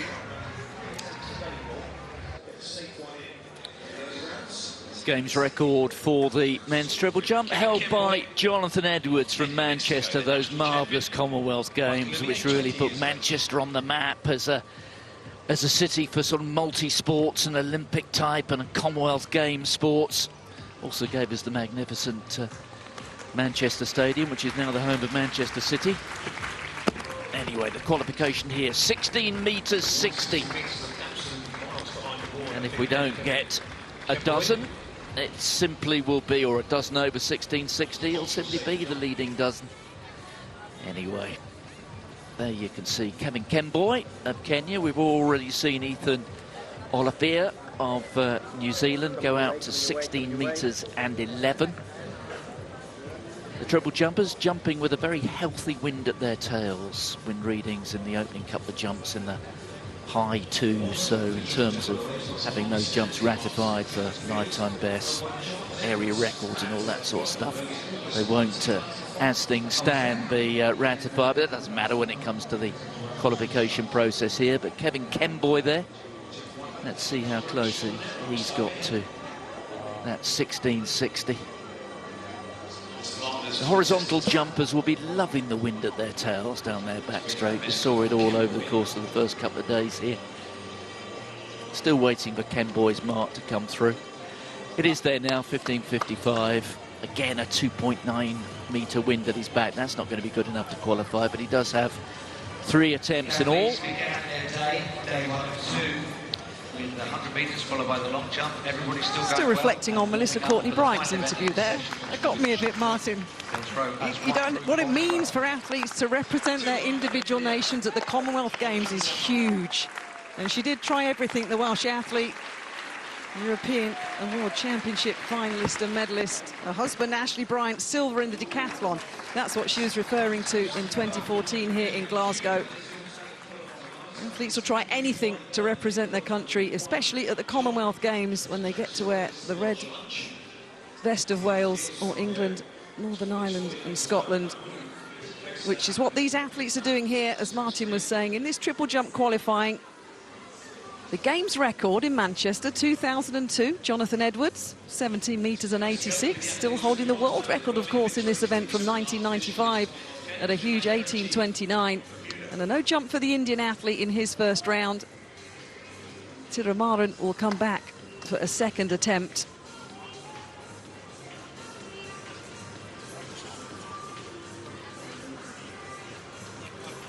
Sad to see Kelsey Daniel not starting in this triple jump qualifying, the Trinidad and Tobago athlete. Didn't qualify in the long jump either. So not starting in this lineup, but Perrin Chief is. Yes, and look how the wind is catching. Well, the decathlon this morning, got himself well wrapped up as well. He's got, Coach is going to ask for your support. Here we go. Watch on screen. Slow. I like his vest. He's blending in with our Commonwealth Games colours here in Glasgow. Here he goes then. It's not quite shirt sleeve order there on the back straight. It's quite warm there in the sunshine. Let's see how he goes here. The man from Bermuda. Oh, I say. Well, they might have got 6.8 or something like that for artistic impression. That was quite a good roly-poly at the end of it, but it's not going to get him into the final of the triple jump. It's getting still busy out there, talking about decathlon. And Ashley Bryan, Courtney's husband, the next discipline for them is discipline number 3, up in 10 minutes' time, the shot put. Look at that. We'll get a roll as an extra. He's got a +5. The win this morning, there was a +5 in the men's decathlon long jump earlier. But it's come up as a +2.9, 14 metres and 33. Each of these athletes in qualifying get 3 jumps, of course. Chitraval then of India. 14.33 in a forward roll. Here he goes. India, as mentioned already this morning, having a good athletics programme here at the Commonwealth Games. 7 medals in total so far for them. So, Praveen Chitraval of India.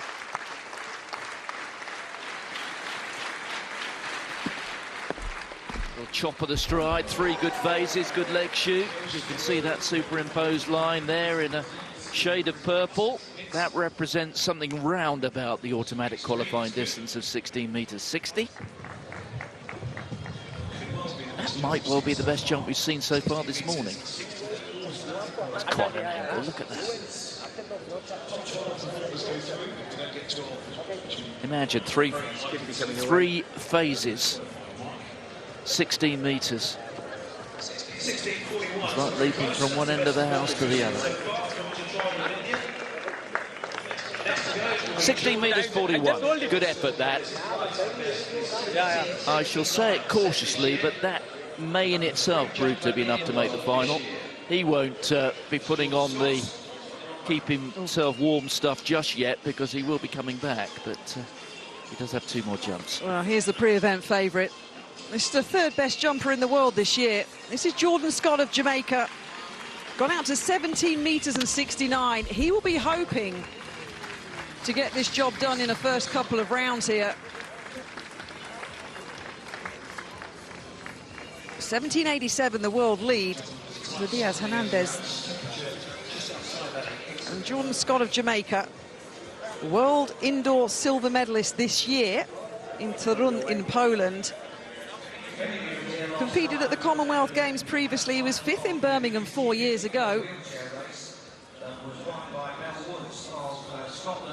But there was a crash at 150 metres. 16 metres and 23. The wind's dropped, as you can see, a little +1.7 on that one. Too close to the board as well, to chop it up. On Friday morning at 10:24, there's 1 disqualification.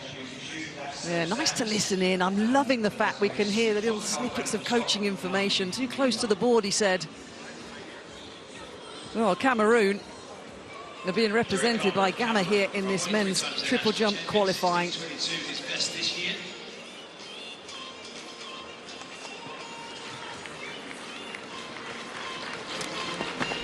So here is Derek Gama of Cameroon. Cameroon with the gold medal in the men's 100 and a real chance of another one in the 200. But Gama looking a little underwhelmed with that.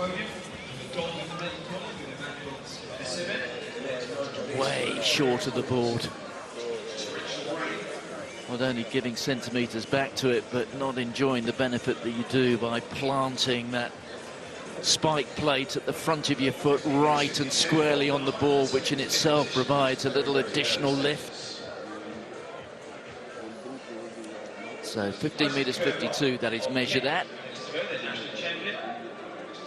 So more than a metre short of the automatic qualifying distance. That won't be good enough. He's going to need to find, well, if not a full metre further than that, something close to it.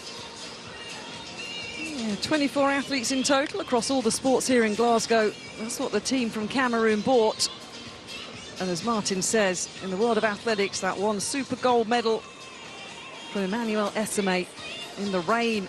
I think 9.83 seconds just a few nights ago. Yago then of Kenya. Halfway through the first round of this men's triple jump qualifying.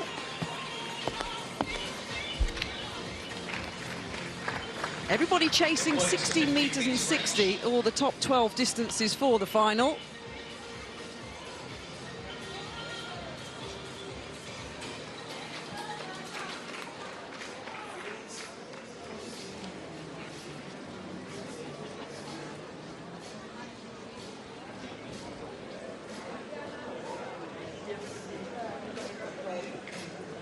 Now, 10 minutes time on the track. We'll have the semi-finals of the women's 400 metres, followed by the men's 400 metre semi-finals. 3 semi-finals for the men and the women. That will end our morning session here. Oh, right on cue. Let's have a look at the call room, shall we? There's... Right, just talk us through the call room process for us, Kath. And I've been through it, but it's a devil of a long time ago. It's a space with but just it starts chairs. with a warm-up, doesn't it? Yeah, you do a little journey. You come to the track, you go to the warm-up area, then you get escorted from the warm-up area, normally by a person with a big megaphone saying semi-finals of the women's 400 metres. Call room, please. And then you'll walk. You'll sit in a room.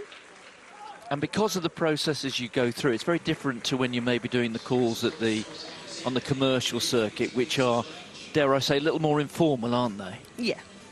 Not as busy, though, is it? No, and you've got to show them your spikes, haven't you? Because at some point you better tell them what brand of spikes you're wearing. Yeah. If they don't like the look of your T-shirt, then maybe you're advertising the local plumber. That goes, doesn't it? But it does, doesn't it? I mean, they check everything. They do check everything. Women's 400 metres and men's 400 metre semi-finals on the way. But back down to you guys in the sunshine trackside. Thank you very much. Here we are. We're actually just behind where you are now, looking at the jumps. Long jump and triple jump been going on there throughout the day. Hello, here we are. Just over here by the 1,500 metre start. It's the best place to watch all the action. We're about 2 metres from trackside as well as we get ready for the next events on track. 400 metre semi-finals in terms of women and men. We just saw the women sitting there in the call room. That was always someone that made me very nervous. Not sure about you two. You were much better than me. You used to like that fact that you sat in the call room ready to go out and show the world what you had in your locker, Johnny. Oh, I love that environment. Yeah, so it's Of course just you that, did. yeah, Of exactly. course you It's did. so fun. Yeah, it is. It's a mental game, and yeah, it is. It's. I'm very quiet when I get into those moments. I think it's quite interesting. I get to assess kind of where everyone's at. It's quite funny. I remember being on the relay team back in the day, and you get some athletes just like get so nervous and they just chat, and I'm there, just leave me alone. I'm trying to focus. I'm getting in the zone, just sitting there. But no, I love it. And then trying to make noise as well. Sometimes you've got big floorboards that it's on and you're trying to do drills and make as much noise as possible. So it's that little last bit of intimidation games that you do as a sprinter sometimes. But yeah, not nice in the last moments, but no, it's nice not. off track. Nice but off. you know the hard work has been done, don't you, in terms of training when you're in that call room ready to go. And these 400 metre athletes, again, 8 of them we haven't seen in action, including one of our own. Yeah, so Yemi Mary John will be coming into, she actually goes in the first semi-final, and she is in great form this year. You know, she's running PBs. She will go in our semi-final as the fastest this year. So it's top 2 to qualify for the final, so she'll be looking to put in a really good solid performance and hopefully qualify for that final. Yeah, she's gone under the 50-second barrier, which is massive, isn't it, Ailey? Yeah, and it's just, I think we're just seeing a real kind of surge now in British 400 metre running, and again, you know, we've had Amber Anning, who's kind of been leading that sort of trail just now, and she's been the one that's kind of stepped up, and then I think, you know, we're now seeing a few of the other girls now kind of seeing and watching what Amber's done, and again, what I was talking about earlier, that domino effect, thinking, right, okay, if Amber's gone up there and kind of putting her stamp on the, you know, world finals and globally, then why can't we do it? And Yemi's definitely somebody who's really kind of stepped up this season. A number of athletes under that 50-second mark going in these semi-finals, and especially in semi-final number 2 as well, Johnny. We've got some big names. The defending champion Charlotte Williams, of course, goes from Barbados in that one. Yeah, and we've also got, was it... Dejanay. My name. Dejanay Oakley, yes. Okay, yeah, my pronunciation is absolutely awful, yeah, but she's obviously very rapid as well. Yeah, I think we are seeing some fast times in the women's 400 at the moment, but I'm also quite excited to see Charlotte Henrich that we talked about before. I think she could be another one of those young athletes using this as an opportunity to really try and test herself and see if she can keep improving. She's like I say, she's taken a second off her personal best every year for the last couple of seasons, so it shows that she's on an upward trajectory. Hopefully she can produce something again today. Well, Ella Onajuevo goes in that third semi-final as well, where Charlotte Henrich will be. Again, another athlete who's gone under the 50-second barrier so far. In terms of what Charlotte has to do out there, you know, what would you like to see from her in terms of how she should approach this race? She's just got to go for it. She's got to look at this as a final as well, because it's going to be tough, you know, like you say, but she's also got a couple of other athletes that are in about that sort of mid to high 50 points. So, you know, it's going to be tough to get that automatic qualifying. But again, you've always got the opportunity of one of the fastest qualifier positions as well. So she's just going to have to just go out there, attack. She's got a day off, so she's got plenty of time to recover as well. Again, we've got to take into consideration they've had that extra run in their legs too. How disadvantaged will they be? That's the likes of, isn't it, Nicole Jurgen in the second semi-final and Lavia Nielsen as well. Yeah, I think Nicole and Lavia have probably got the toughest semi out there. You know, they've got a couple of athletes there. They probably will be thinking, right, just try and run as fast as we can and just at least try and put down a fast time to potentially be in the fastest qualifiers. It's although you've got a day off and you're trying to do your best to recover as well, you know, you try and get, you know, a flush treatment, you know, and just trying to cover as best as you can. You know, it might just play on their mind that you've got to try and switch off it, but it might just play on their mind, you know, oh, we've got that extra run in our legs. But hopefully today it won't. Hopefully they'll be able to just come out, you know, they should be able to put 2 back-to-back fast 400s together with a day off in between, and hopefully they can run as fast as they can and get into that final. Johnny, you can kind of understand the 100 and 200 metres having the bye. Do you think it was a bit too much for the 400 to be under that blanket category as well, considering the demands of that event? Yeah, I think especially when they're having to run as hard as they do, it's as competitive as it is. I think if it's a situation that, look, I think, again, we talk about trackflation, the density, how the close cluster of athletes these days, everyone's running such quick, so it's not easy. But I also want to talk about the day off in between. I don't know about you, I didn't like that, because anyone who's ever gone and lifted you go to the gym and you go and, you know, get DOMs, everyone knows it's worse on the second day. It's actually not worse the next day. Sometimes the next day you can actually still have a bit of activation. For me, the second day is always worse, so I actually don't like that. I think I'd prefer it to be back-to-back rather than having those days off in between. I think it's a combination, like I said, that it's a combination of having the buys, but then having the 17 fastest qualifiers. I think that's what's really kind of like, you know, put the knife in. You know, it's like, okay, we're going to let other athletes have a bye, but also you just need to run as fast as you can because it's only the top fastest that'll qualify. So I think, you know, had you had the buys, okay, you can maybe let that slide a little bit, but then at least have normal qualifying where you can at least kind of conserve a bit of energy in those earlier rounds so you're not having to run as fast as you can to qualify. I think that's the bad thing about it all. Well, Yemi Mary John is our English athlete in the first semi-final. She hasn't had to contest the first round. She has ran 49.85 this year. She's in such great form. We'll see her go here fastest in this semi-final as well. So the confidence should be high. Yeah, it should be. And again, she just has to do what she's been doing all season, you know. And if she does that, then she should qualify nice and comfortably. Yeah, and I'm sure she'll have watched as well the likes of Lavia Nielsen go there and asked her about the wind. Where's it hitting you? Is it on that back straight? I know Kath said she didn't really mind the wind. Ailey, I'm not sure you were the biggest fan, especially when you put some barriers in the way as well. OK, well, Catherine and Martin are ready to take us through this. Kath, are you looking forward to this one? Always looking forward to it. Love it. Got to wait a little bit for the world's fastest teenager, Charlotte Hendrich of Wales. You guys are talking about her. She goes in semi-final number 3. Shanna Kay Anderson of Jamaica, though, she lines up in this first semi in lane number 8, 52.71 in her heat. And here is Yemi Mary John of England, 49.85 seconds this season in the form of her life. Mercy Okech of Kenya starts in lane number 6. It's her birthday today.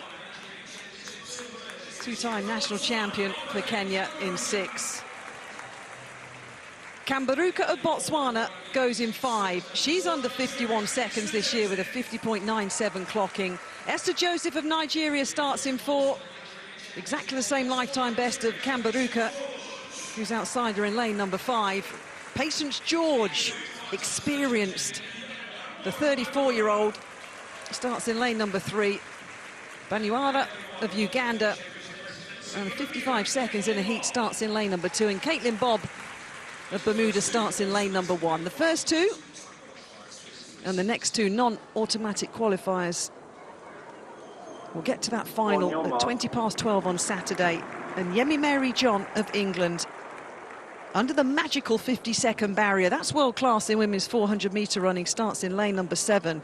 But Joseph of Nigeria in 4, Kambaruka of Botswana in 5, and Okech of Kenya in 6 are all under 51 seconds this year. First semi-final of the women's 400 metres. Into the sunshine, and also very shortly into the wind down the back straight. George of Nigeria going well in lane number 3. Mary John moving nicely down the back straight as well, but Patience George of Nigeria taking this one out. Kambaruka of Botswana in a good position in lane number 5. Just the top two guaranteed a place in the final. Into the home straight they come. Yemi Mary John of England swings in, battling against Kambaruka, the taller figure from Botswana, in the centre line. But here comes the English star. Yemi Mary John, 51.67. Obakeng Kambaruka of Botswana in second. They're the two automatic qualifiers. And straight in at the semi-final stage, the athlete who finished second at the British Championships this year, running just outside 50 seconds, books her place in the Commonwealth final. And she'll have a day off before she comes back to do that. And I am 100% with Johnny down on trackside. I hated a day off at major championships. Back-to-back me all day long. No, I was going to ask you, actually. You didn't care much for days off. No.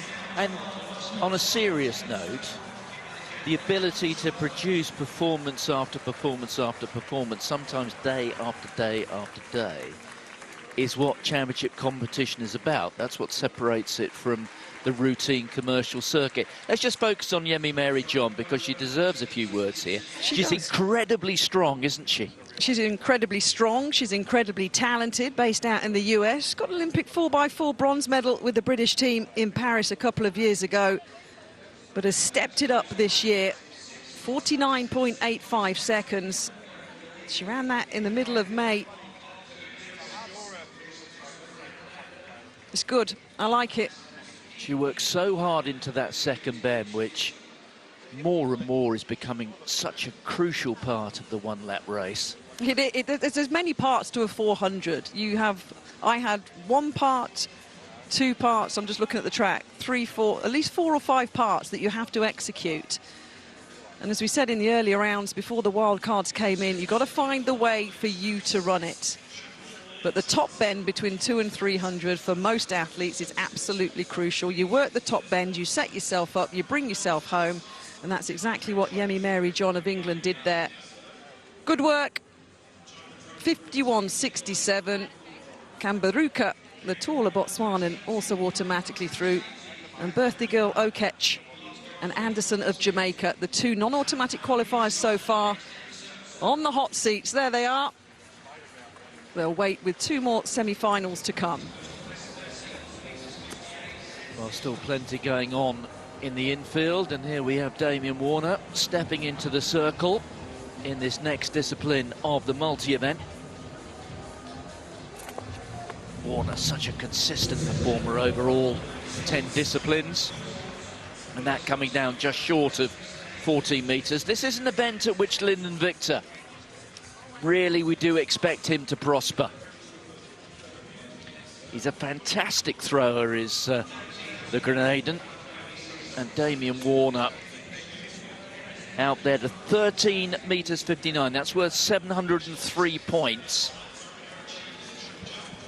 So Warner still very much in front.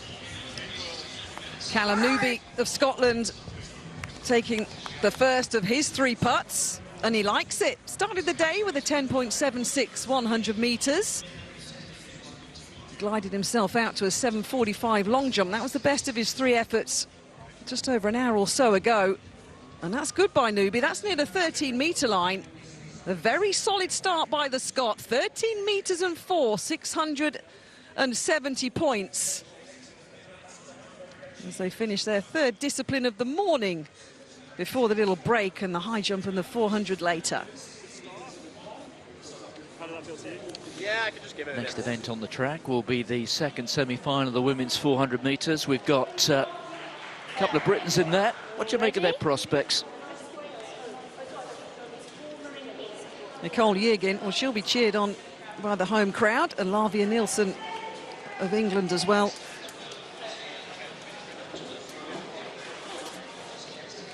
But a view again of the call room and backstage. Well, we're bouncing about here. Jordan Scott. 16.23 he opened with. This is the qualification in the men's triple jump. 16 metres 60 is the automatic qualifying distance. So I think it's probably fair to say that Scott will need to eke out a little more. You'd expect him to anyway, because he's such an accomplished performer. Wind at his back, down the back straight there.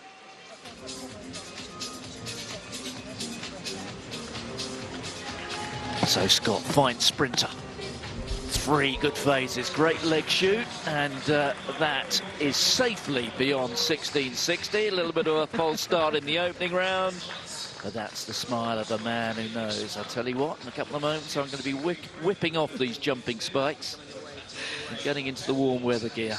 He'll be so annoyed he didn't do that on the first round. This is a 17.69 jumper this year. But he's just shy of it, but it should be good enough. It's an improvement with 16 metres and 56, plus 2.5 to the win, so he's 4 centimetres shy of the automatic qualifying. But as you can see his reaction, he's confident that he'll get himself in the top 12 with that. Looking very relaxed, isn't he? As you would. I mean, at the class that he is. So hopefully job done for the Jamaican, but let's go back on track very shortly. Lavia Nielsen, you can see, beg your pardon, Kath. Semi-finals of the women's 4. Do the competitive juices just flow a little when you see the athletes there on that extended stagger around the... As I'm picking up my cup of tea, not at all. It's not the answer I was looking for, Kath. I'm an honest girl. So let's go through them. Lauren Gale, the Canadian, winner of her heat, 51.59. She ran in qualification. Oakley, the NCAA champion this year. Look out for her, sub 49. Loud roar for Nicole Yeargin, bronze medalist as part of the British quartet at the last Olympics in Paris. Shada Williams of Barbados finished 7th in the individual Olympic final in Paris 2 years ago. Senwani of Lesotho is in lane 3. Here's Asaminya Sawaka of Malawi, they're in lane 2. And we have the Botswanan, Kanakai, in lane 1.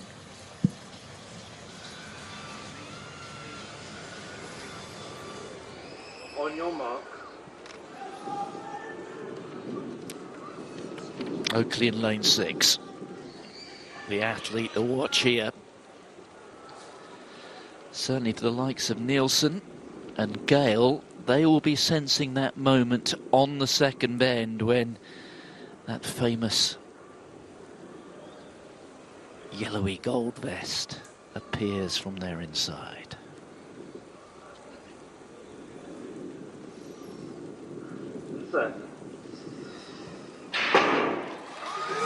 Nicole Jürgen, the Scot in lane 5 there. It's very much a question of chasing that gold vest.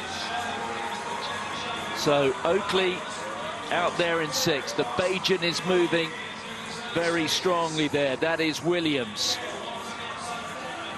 But also on the outside you can see Lauren Gale, who's already slipped past Nielsen. But Williams is going very strongly indeed, and now we're going to see Oakley start to pick up her cadence. But it is Williams, the Bajan, who comes into the straight, but look out for Oakley here, opening up her stride. She's run well within herself. Lauren Gale running strongly. Look at Nielsen trying to power her way back, as well as Jürgen, and Jürgen comes in for third. Fine performance there by the Scot. Well, it is the two who finish first and second who are guaranteed a spot in the final. But Nicole Jürgen could well have done enough to go through there as the fastest non-automatic qualifier. But we saw there from Oakley, the Jamaican, just how to run a semi-final when you're trying to conserve a little bit of energy. Well, there's the hot seat there. I can tell you, Nicole Jürgen for me is going to be under 52 seconds with that third place finish. And if that's the case, there will be changes in the hot seat. But Oakley, she is a talent. 48.79 seconds. Another Jamaican arriving on the big stage. The NCAA champion this year, the college system over there in the US. It's a big deal. And she's a big deal because that was very impressive. 51.18. Williams 51.85. And there we go. There is a change because Nicole Jürgen of Scotland in third, 51.98. Yes, well, you have to say there about the winner, Oakley. It was controlled sprinting through the first 250. And then, of course, she slows down because everybody slows down in a 400 metres, but it's so often about who slows down the least. And she just opened up her stride, up to her cadence as she came round that top bend.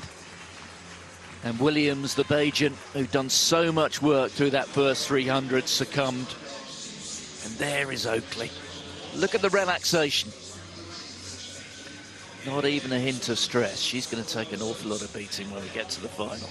A bit of rocking and a rolling, but I'll let you off that. It's a bit too easy. Yeah, no, they're not rocking and rolling. That's what she does. That's what I'm saying, technically. But it's good. She's fine. She's relaxed. She's around 48.7. I only have around 49.5. And answer this, Kath. Ultimately, you can't teach anybody how to run. I mean, we can work on technical aspects. You work with what you've got and be the most efficient you can with what you've got. Michael Johnson showed it. He's upright. It was a style all of his own, with his coach Clyde Hart. But Nicole Jürgen, she's still in with a hunt. She's on the hot seat in the women's 400 with a semi-final still to come. But here comes Sammy Ball then in the third discipline in this men's decathlon. In a silver medal position after the first two events. Were you ever taught to do the shot? Chin, knees, toe, yes. make a bow, see it go. Do you remember that? I was a former multi-eventer. Do you remember chin, knee, toe? When you were at the back of the circle, straight vertical line, chin, knee, toe, all in a vertical line. Well, Sammy Ball's chin, knee, toe got him 13 metres and 72. That was his second putt and a 3-centimetre improvement. 711 points. Yeah, make a note. We teach you all sorts here. You'll be putting heavy balls in the back garden by the end of the week, by the time we finish. No, don't encourage my children. They wreck the garden enough as it is. Shankar of India. He opened with a 13.01 putt. Looks a little bit down on that. Yeah, 12 metres and 70, 668 points. One more putt to come. after his 7-metre-82 long jump. Okay. Look at that. That's outstanding stuff, isn't it? And she was only really in second and third gear. Oakley, the Jamaican, 51.18. She can go much quicker than that. Not only sub 50, but perhaps even well sub 50 if she gets the right conditions. Bit blustery out there, running into a headwind down the back straight. But we do still have one semi-final to go. Yeah, we do. And at the moment, Nicole Yeagin, 51.98, and Lauren Gale of Canada are the two non-automatic qualifiers.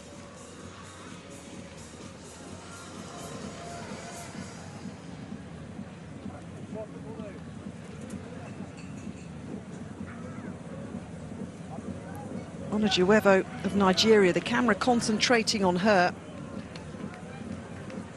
Another 50-second run-up. They'll be lining up in this third and final semi-final. Nicole Yeagin, thumbs up so far. Nobody will be paying more attention to this final semi-final of the women's 400 metres than those two there.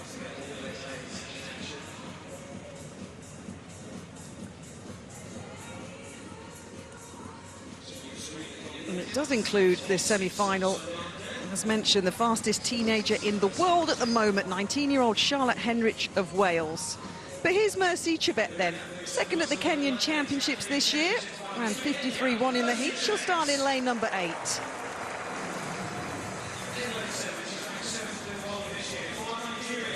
Ella Onajuevo of Nigeria.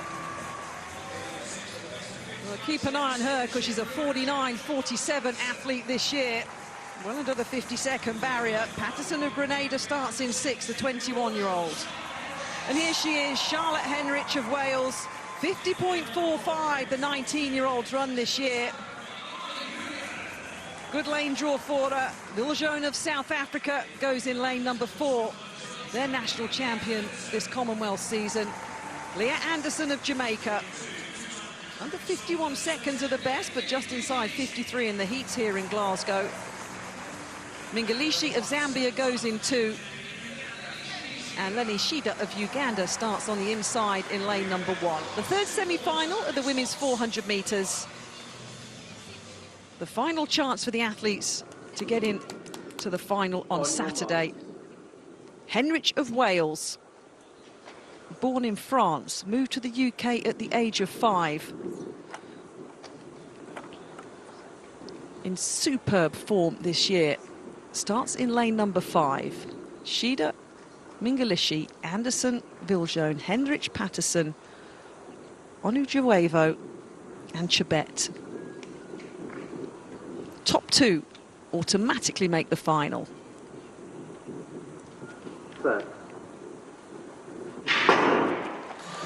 So what Charlotte Henrich got of Wales then?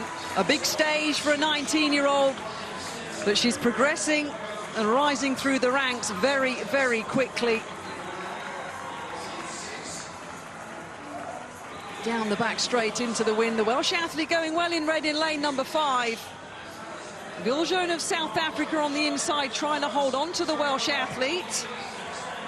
Onajuevo of Nigeria in the mix in the green in lane number 7. Just the top 2 guaranteed a place in the final. Henrich of Wales swings into the home straight. Now she's got to hold her form. Onajuevo in lane number 7. The Nigerian's going to take this one. But Charlotte Henrich, the 19-year-old from Wales, makes the Commonwealth final.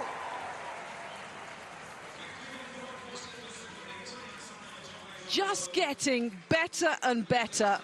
Times are one thing, delivering it at a major championship when it matters is another. 51.47 for the Nigerian, 52.13 for Charlotte Henrich. And the smile is there. Oh, I enjoyed that. I enjoy her. She's such a talent, Charlotte Henrich. I can't describe to you how much I enjoy watching her run. And I'm delighted that she's made the Commonwealth final. We're keeping an eye on the 3rd and 4th place times. Now that's going to be one I'm looking forward to on Saturday. Yes, bearing in mind that Charlotte Henrich does only turn 20 at the end of next month. She's quite a prospect, isn't she? She's coming brilliant here incredibly strongly up the home straight as well. It's going to be fantastic experience for her to compete in that final. It would be raising our expectations to an unrealistic level to think that she's going to get a medal, but the issue is this, I think, from an athletics and an athlete's development sense, and this is not wishing to be patronising for the Commonwealth Games, but if you are a world-class athlete of the future, and we saw this, Daley Thompson was talking about it during the week, Amanda won 3 straight decathlon titles, it is where, for many athletes, they dip their toe in the water of championship competition for the first time, and for athletes like that, well, we may well in a few years' time be looking back at Henrich with global medals of one sort or another and saying this is where we first saw her. Anyway, meanwhile, still action continuing in this qualification competition over on the far side of the stadium. And Adel Capidon of Mauritius, best so far of 14 metres 93, so he's a long way short of the sort of distances that he needs. It's 16 metres 60 is the automatic qualifying.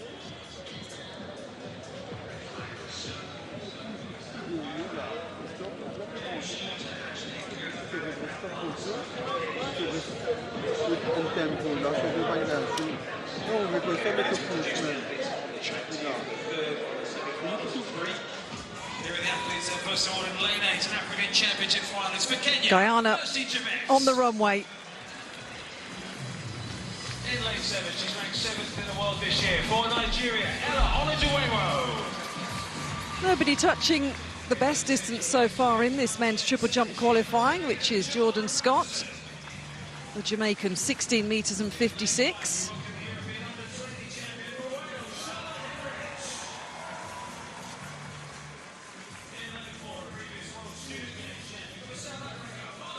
.14.51 for Roach in the opening round.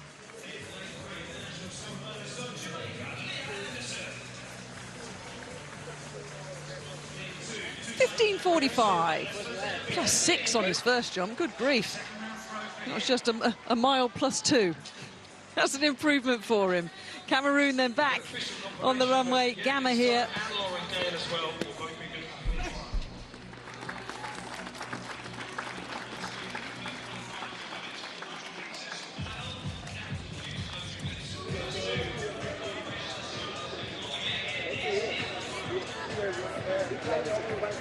Still to come on the track following the semi-finals of the women's 400 metres. We conclude this morning's session with 3 semi-finals in the men's 400 metres. And in terms of tidying up those women's 400 metre semi-finals, it was an improvement, 16.06 for the Cameroon athlete. The third place finish in that semi-final. There you go, there's the full result. Was 52.92 seconds. Onajuevo and Henrich automatically through with the big cues. But very shortly, we'll bring you a compilation of those that have made the final, but it was the lane infringement there. And there's some removals from the field. Chris Dennis back with me here in commentary. We saw a few of those yesterday for lane transgressions, but there we go. There's confirmation that Scotland will have representation in the final. They'll be pleased with that, as will Nicole Yeargin. And Charlotte Henrich will be in there as well. And England with Yemi Mary John. Good representation, isn't it, for the home nations? Very good. Nicole Yeargin, I was watching her very closely. An absolute yelp of delight. Shot out of that hot seat once she got the news. And so to the men, 3 semi-finals and 2 places from each, automatically from each, with the 2 fastest non-automatic qualifiers. There's the lineup from the first heat semi-final. We got quality across the board. The defending champion, Mazala Samokonga, he goes in semi-final 2. So let's take you through the lineup of the first of our races here. Jandrian Barnes from Jamaica goes in lane 8, former national champion, won his heat here 2 days ago. Laith Pile from South Africa, former World Student Games champion. Interesting fact, went to the same school as the great Brian Habana. In lane 6, Lee Epi, the Botswanan, part of the brilliant 4x4 relay team. This man, Samuel Ogazi, is the fastest man in the world this year. 43.38, the world lead in lane 5. He will start as favourite. Jaden Marchant from Trinidad and Tobago, teammate of Jareem Richards, going to see him in the 3rd semi-final. In lane 3, representing India, Kailaviji Vishal, the 22-year-old national champion of India. For Zambia, Kennedy Lushembe goes in lane 2, 5th in the 4x4 4 years ago. And on the inside, completing the lineup in the red, George Mutuku from Kenya, 3rd in the national championships. Well, the wind's still up. One or two of the athletes looking and feeling cold here. And the standout athlete in lane 5, the fastest man in the world this year from Nigeria, wearing the green, Samuel Ogazi. Look out for him. Epi from Botswana on his outside in lane 6. Men's 400 metres, the first of 3 semi-finals.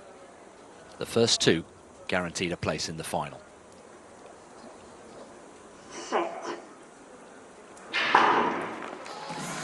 Smoothly away, a really good start then for Ogazi in the green. Also going nicely is Epi as well. These two, the standout two from this first heat. Laith Pile with a little bit of work to do.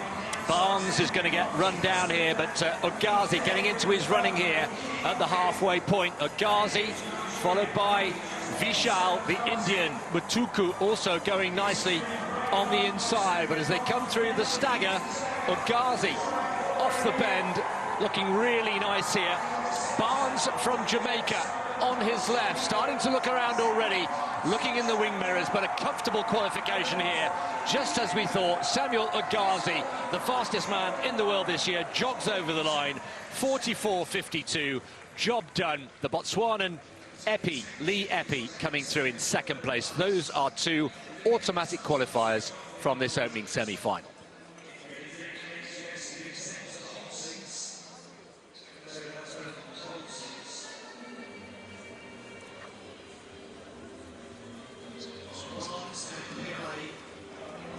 Well, it went to the form book, didn't it, Kath? And Ogazi showing us why he is the fastest man in the world this year. Yeah, very nicely done. Set himself up perfectly. Completely shut it down over the back end of that race. Making sure he won the semi-final, though. Lane draws are at stake once you get past the randomly drawn heats, but of course wild cards brought in throughout the sprint events here for the best seeded athletes in the world as of the 16th of June, because some people have been saying, Chris, well, why are they running? Because they're better than that. There was a cut-off date and you had to be in the criteria to miss that first round, but it was good. It was very good. An interesting little fact here, he won the race at a canter, as we thought he would. He had the worst reaction time of the entire lineup. Doesn't really matter, but just an interesting little fact. I know some people not out there over like 400. He could fall out of the blocks. He could stand start. Okay, you 400-metre runners sticking together. It doesn't really make that much difference in a 400, does it? But that's the nature of how he was feeling with the form that he's in. There's the hot seat boys as well. Barnes of Jamaica, 45.38, and Pile of South Africa. Yeah, the 2 African nations, Nigeria, Botswana, with the automatic qualifiers. Sammy Ball, ball in hand.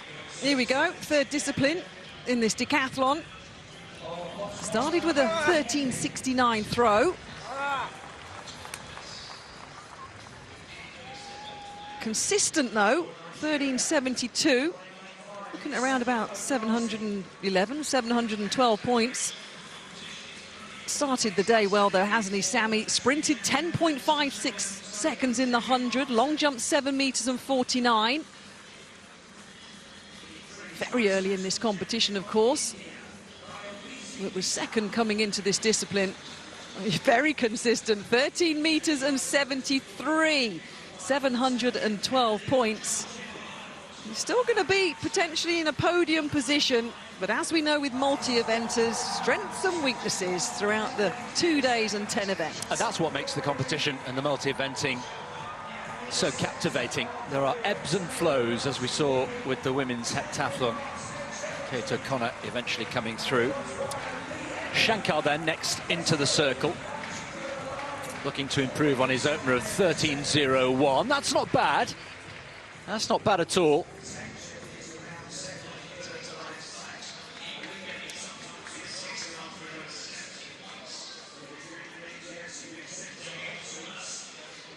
Looks to be a slight improvement.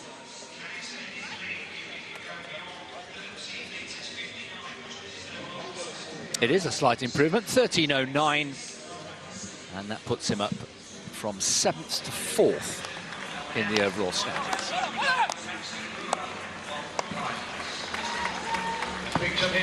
So, busy morning. The qualifying continuing in the men's triple jump. Thiamaran there of India. Well, he's going to be hoping, and I think he knows now, that he's got out of jail there. Because he opened with a no jump.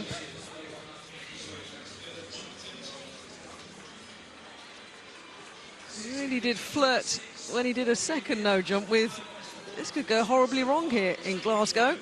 A reminder, 16 metres and 60, the automatic qualifying distance. No one's going to surpass that. And it will be the top 12. But on the third jump, there we go. 16 metres and 26, third overall. So the top 12 athletes, still jumpers to go in this qualifying, but the top 12 will go through to the final. And the likes of Jordan Scott and Chitra Al of India, they'll know they can't be surpassed, so they'd have already packed their bags and gone home for the final. Isaac Yego then from Kenya. Next up. Getting better jump by jump, 16.14.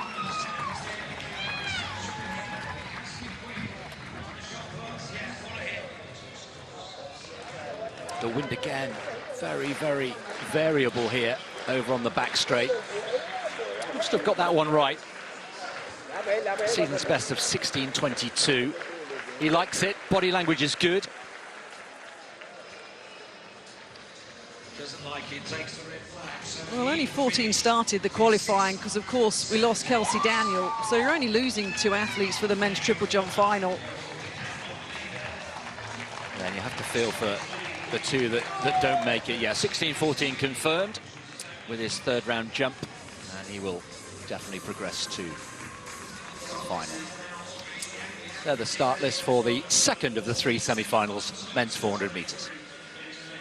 Here we go then. There the athletes. Look at them just popping up over the blowy flags here at Scotstoun. And that's Delano Kennedy of Jamaica, starting in lane number 8. Joining us here in Glasgow, 44.74 at his best, starts on the outside line. Samu Konga from Zambia, Muzala Samu Konga. 44.02 this year. He starts in lane number 7. Tanui of Kenya, their national record holder, national title winner, excuse me, starts in lane number 6, 44.77 seconds. The blowing hair of Thomas Reynolds of Australia, he starts in lane number 5. He's in good form, 44.69 this year. Chris Morales-Williams, the Canadian, starts in lane number 4, the 21-year-old, 44.3 this year. And the wonderfully named Amel Glasgow starts in lane number 3. Welcome 360 viewers to semi-final number 2 of the men's 400 metres. That's Deshaun Boyce of Barbados. He starts in lane number 2, 45.3 this year. And Michael Joseph of St Lucia, the national champion this year, 45.29, starts in lane number 1. So Joseph of St Lucia in 1, Boyce of Barbados in 2. Amal Glasgow starts in lane number 3. Morales Williams of Canada in 4. Reynolds of Australia in 5. Tanui of Kenya in 6. Keep your eyes on Samakonga in 7 from Zambia. And Delano Kennedy, the Jamaican, on the right of your shot in lane number 8. The fastest in this field are in the outside lanes. Semi-final number 2 of the men's 400 metres. First 2 guaranteed a place in the final. That's Morales Williams of Canada in 4. So 1 lap of the very fast blue track here in Glasgow. Samakonga joining us at the semi-final stage as a wild card, moving nicely down the back straight, as you'd expect from a 43.7 athlete. Morales in 4, the white of Canada figuring. Reynolds of Australia in 5. He's in good form this year, 44.69. The Australian's going for it here. And he's leading this second semi-final. Just the first 2 guaranteed a place in the final. Kennedy gritting his teeth, the Jamaican on the outside line. But here we go, Thomas Reynolds. Oh, this is hurting him. He's going for it. Samakonga's going to come through and take second. Thomas Reynolds of Australia, 45.63. Good on you, Thomas. Committed, got himself into the top 2. He's made the Commonwealth Games 400-metre final.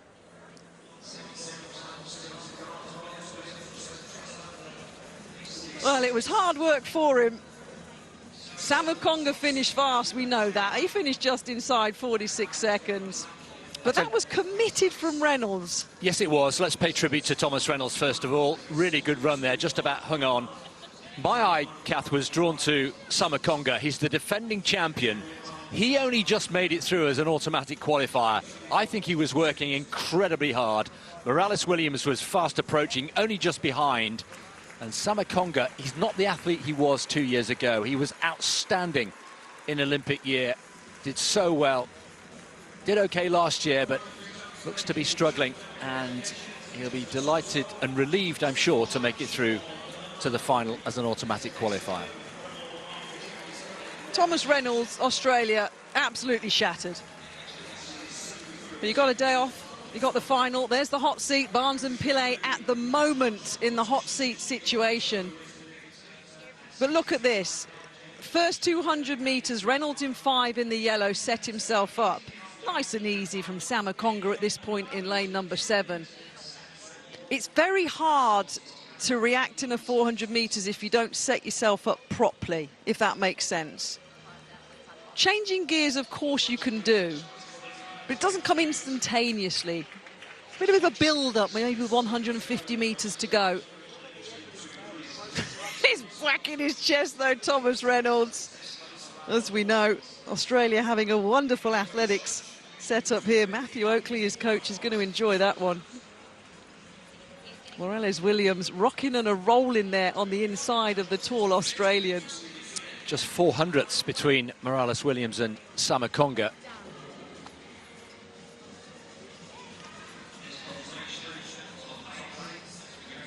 Yeah, Morales Williams, 45.99, excuse me. And now Glasgow 4th in that one at 46.46. Worth a photo. So some relief, I'm sure, for the defending champion. Pillay and Barnes remain in the hot seats for one more semi-final. The final one coming up. Yeah, there's the result then of semi-final number 2. Reynolds and Samakonga, the big cues. And as Chris just mentioned, Barnes from Jamaica, 45.38. Hot seat still occupied. Pillay of South Africa, 45.87. That's the Willy Wonka golden ticket if you want to make the Commonwealth final and can't get in the top 2 in the third and final semi-final coming up. So back to the triple jump. Final round. Adele Cupidon from Mauritius.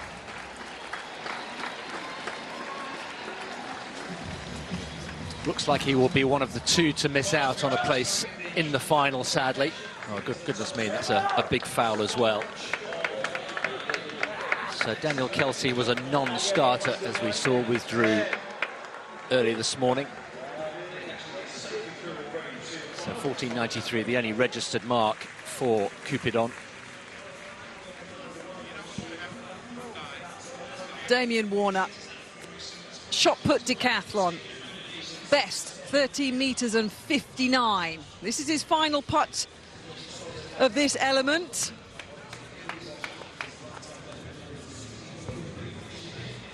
Well, it's closer to the 14-metre line. Been there, done it, got the T-shirt and got the medals. Never tire of watching this guy.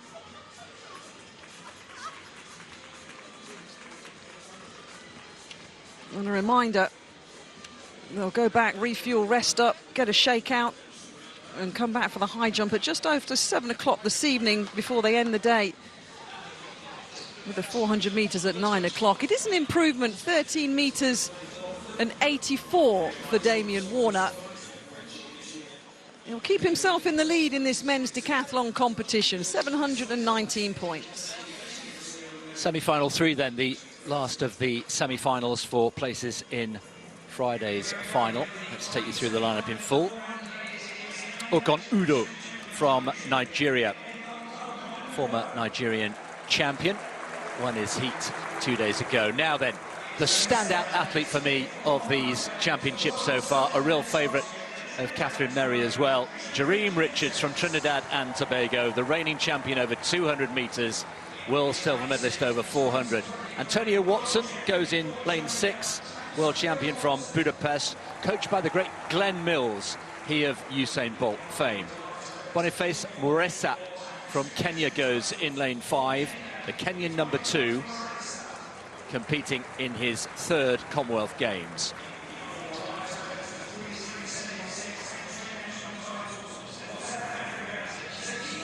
Welcome back to 360 viewers. Zakite Nene next to be introduced in this final semi-final of the men's 400 metres. He goes in 4. Reese Holder will get a great reception, the reigning Aussie champion, born in England actually but raised in Queensland. He's in 3. Patrick Nyambe from Zambia goes in lane 2. And on the inside, completing the lineup from Sri Lanka, Kalinga Kumarage. Back-to-back semi-finals in the last 2 Commonwealth Games. Can he make the final? He'll be an outside bet. They're the occupants of the hot seats. They're, at the moment, the 2 fastest non-automatic qualifiers through to the final. So, Jareem Richards, silky smooth. He has been so good, technically brilliant. There he is, second from right of picture in lane 7. An outstanding athlete, like a fine wine, getting better with age. 32 now. He goes in 7. Watson from Jamaica, the former world champion over 400 metres, on his inside. Final semi-final, men's 400 metres.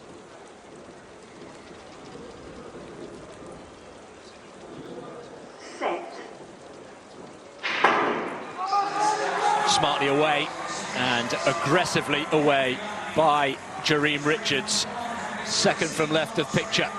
A little bit of work to do here for Antonio Watson, but he does like to come good in the latter stages. Nene also going well from South Africa. Nene at the moment just about ahead, with Holder also in the mix there as well. Jareem Richards, though, now has run a brilliant bend up on the shoulder of Udo and will come into the home straight with a slight lead. Nene in lane 4 also going nicely. These two starting to pull away. A bit of work to do there for Holder.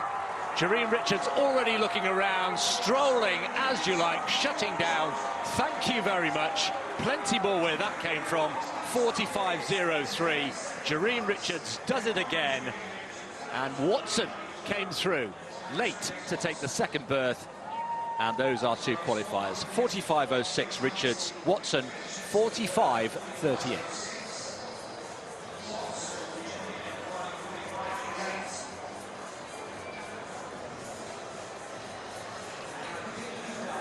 It's a lovely thing, isn't it? No, it genuinely is. Over the years, and many of us have been involved in this sport for decades, just love watching certain athletes run. They glide.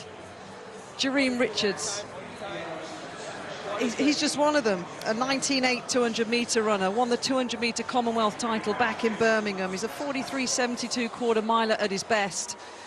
and was in total and utter control in that final semi-final.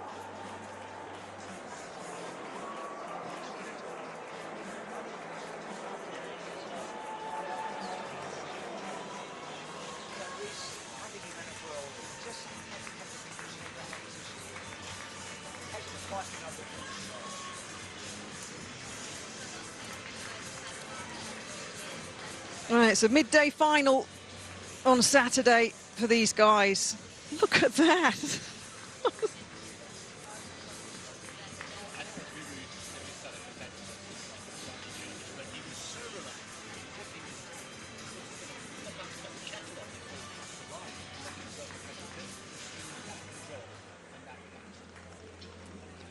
Really relaxed. Really relaxed, Chris.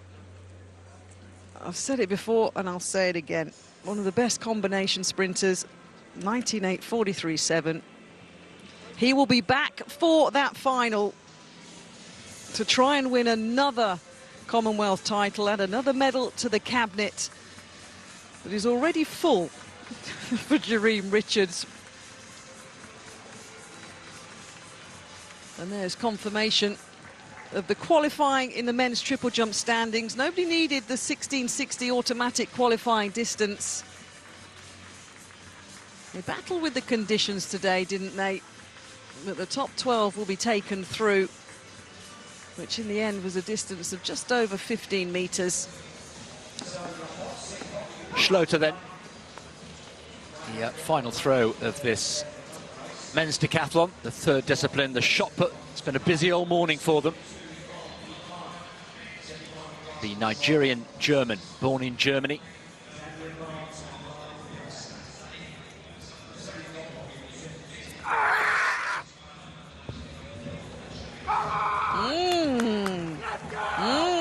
Come on, he says, Chris. He likes it. He likes it very much. Lifetime best of 1580. Hasn't quite got that sort of distance, but it's by some distance the best effort of the three. Started out with a no throw here. 15:35, worth 811 points, and it puts him up into 4th place. Well, it does. That's what we're talking about. The strength events for those that can deliver in it, bringing some big points. And a 16:09 for Lyndon Victor, notoriously good in the throwing events. 857 points for him.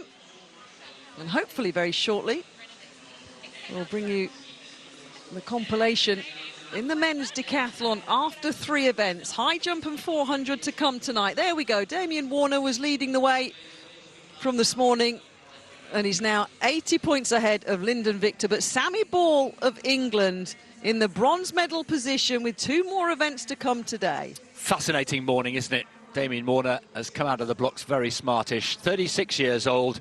Looking good so far, Rachel. We've had quite the morning in the decathlon.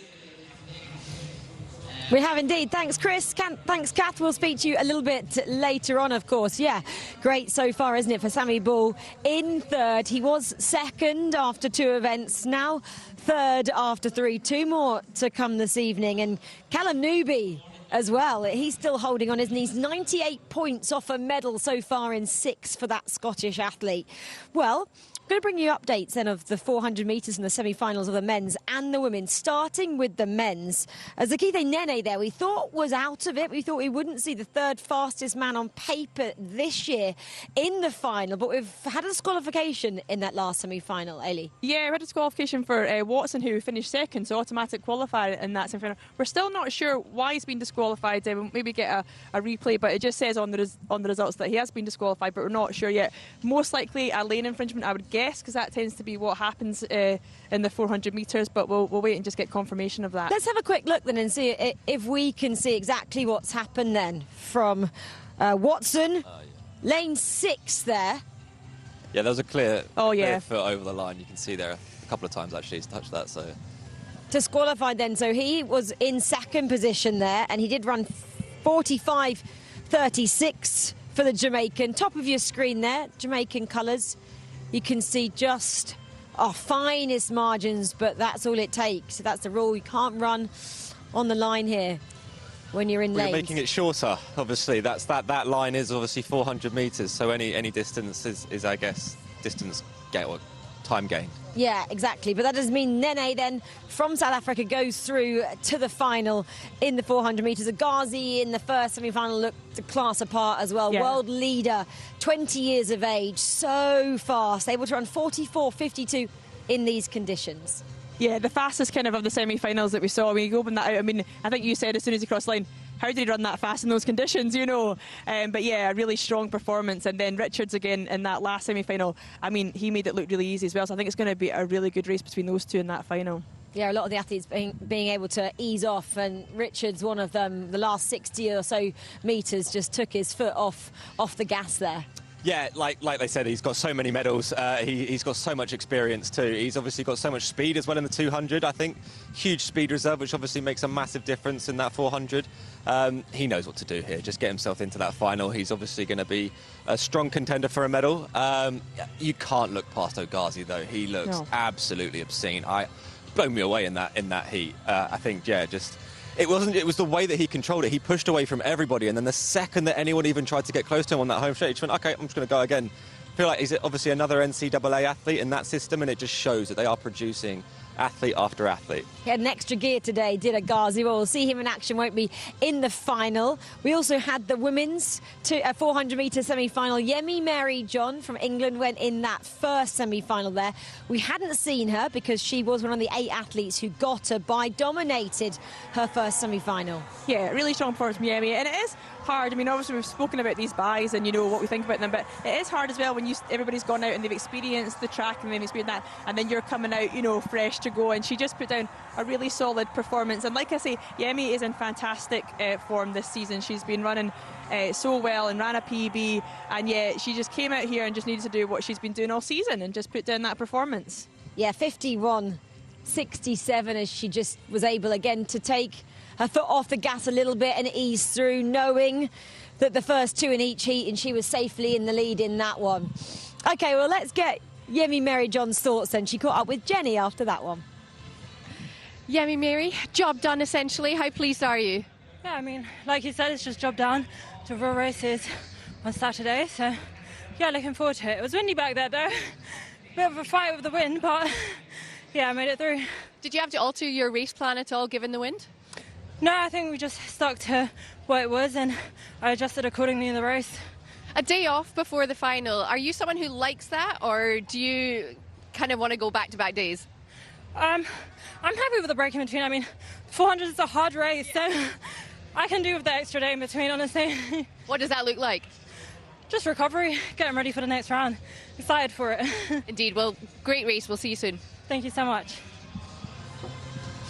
Very business-like there for Yemi Mary John, as you'd expect. She's just ticked the box, get it into the final, and then we go back to basics again there. In terms of how she approached that race, she said the wind didn't really affect anything out there. Were you pleased with how she performed?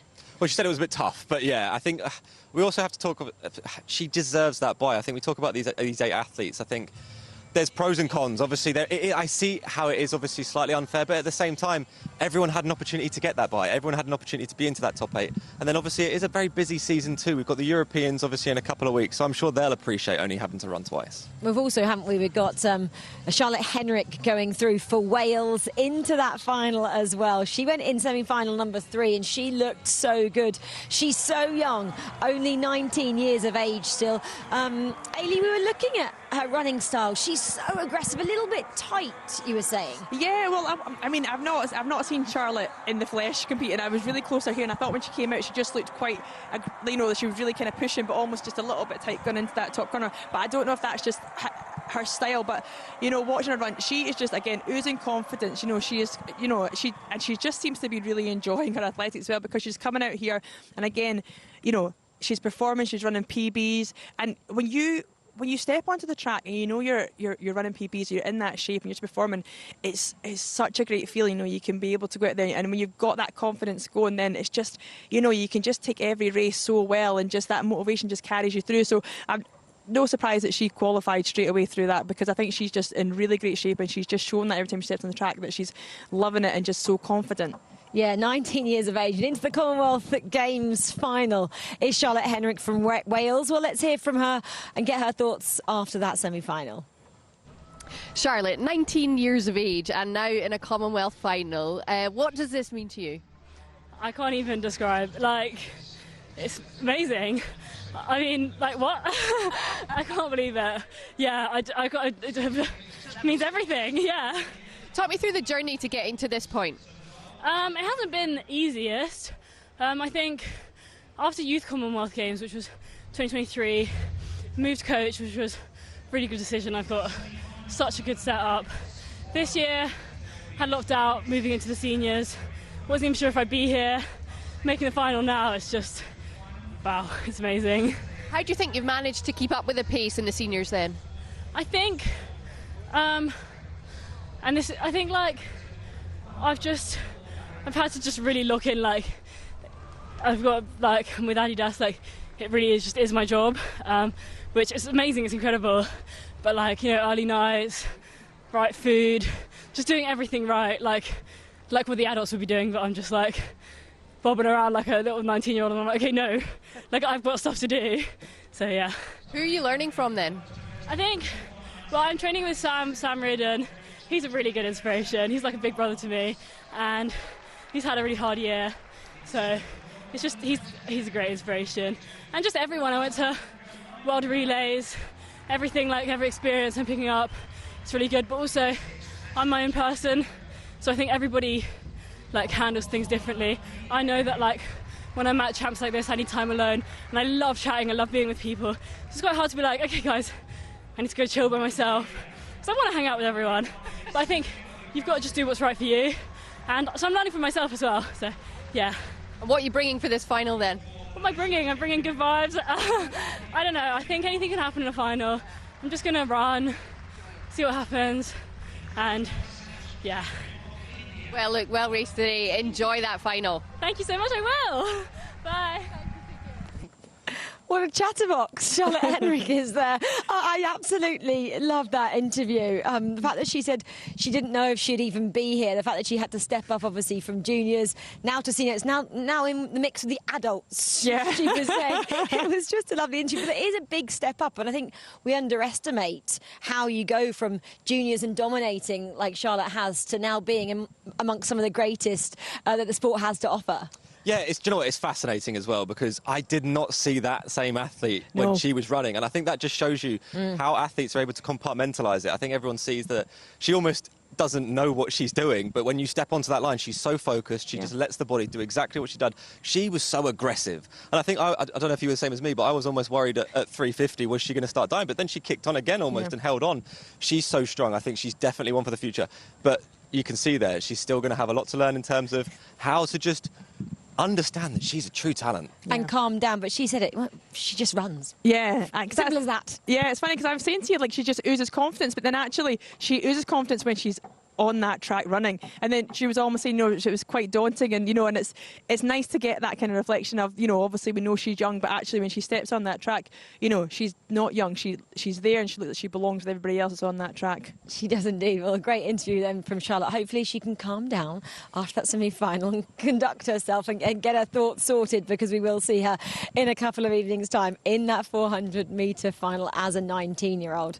Okay, well, everyone has pretty much left behind us. So that does mean we've come to the end of our athletics session here today. 360 coverage still going on though on TNT Sports 2 if you want to see all the other sports that are going on today. And session 8 comes your way at 6:30 p.m. tonight, live on TNT Sports 3 and HBO Max. And of course, every event is exclusively live across the channel as well.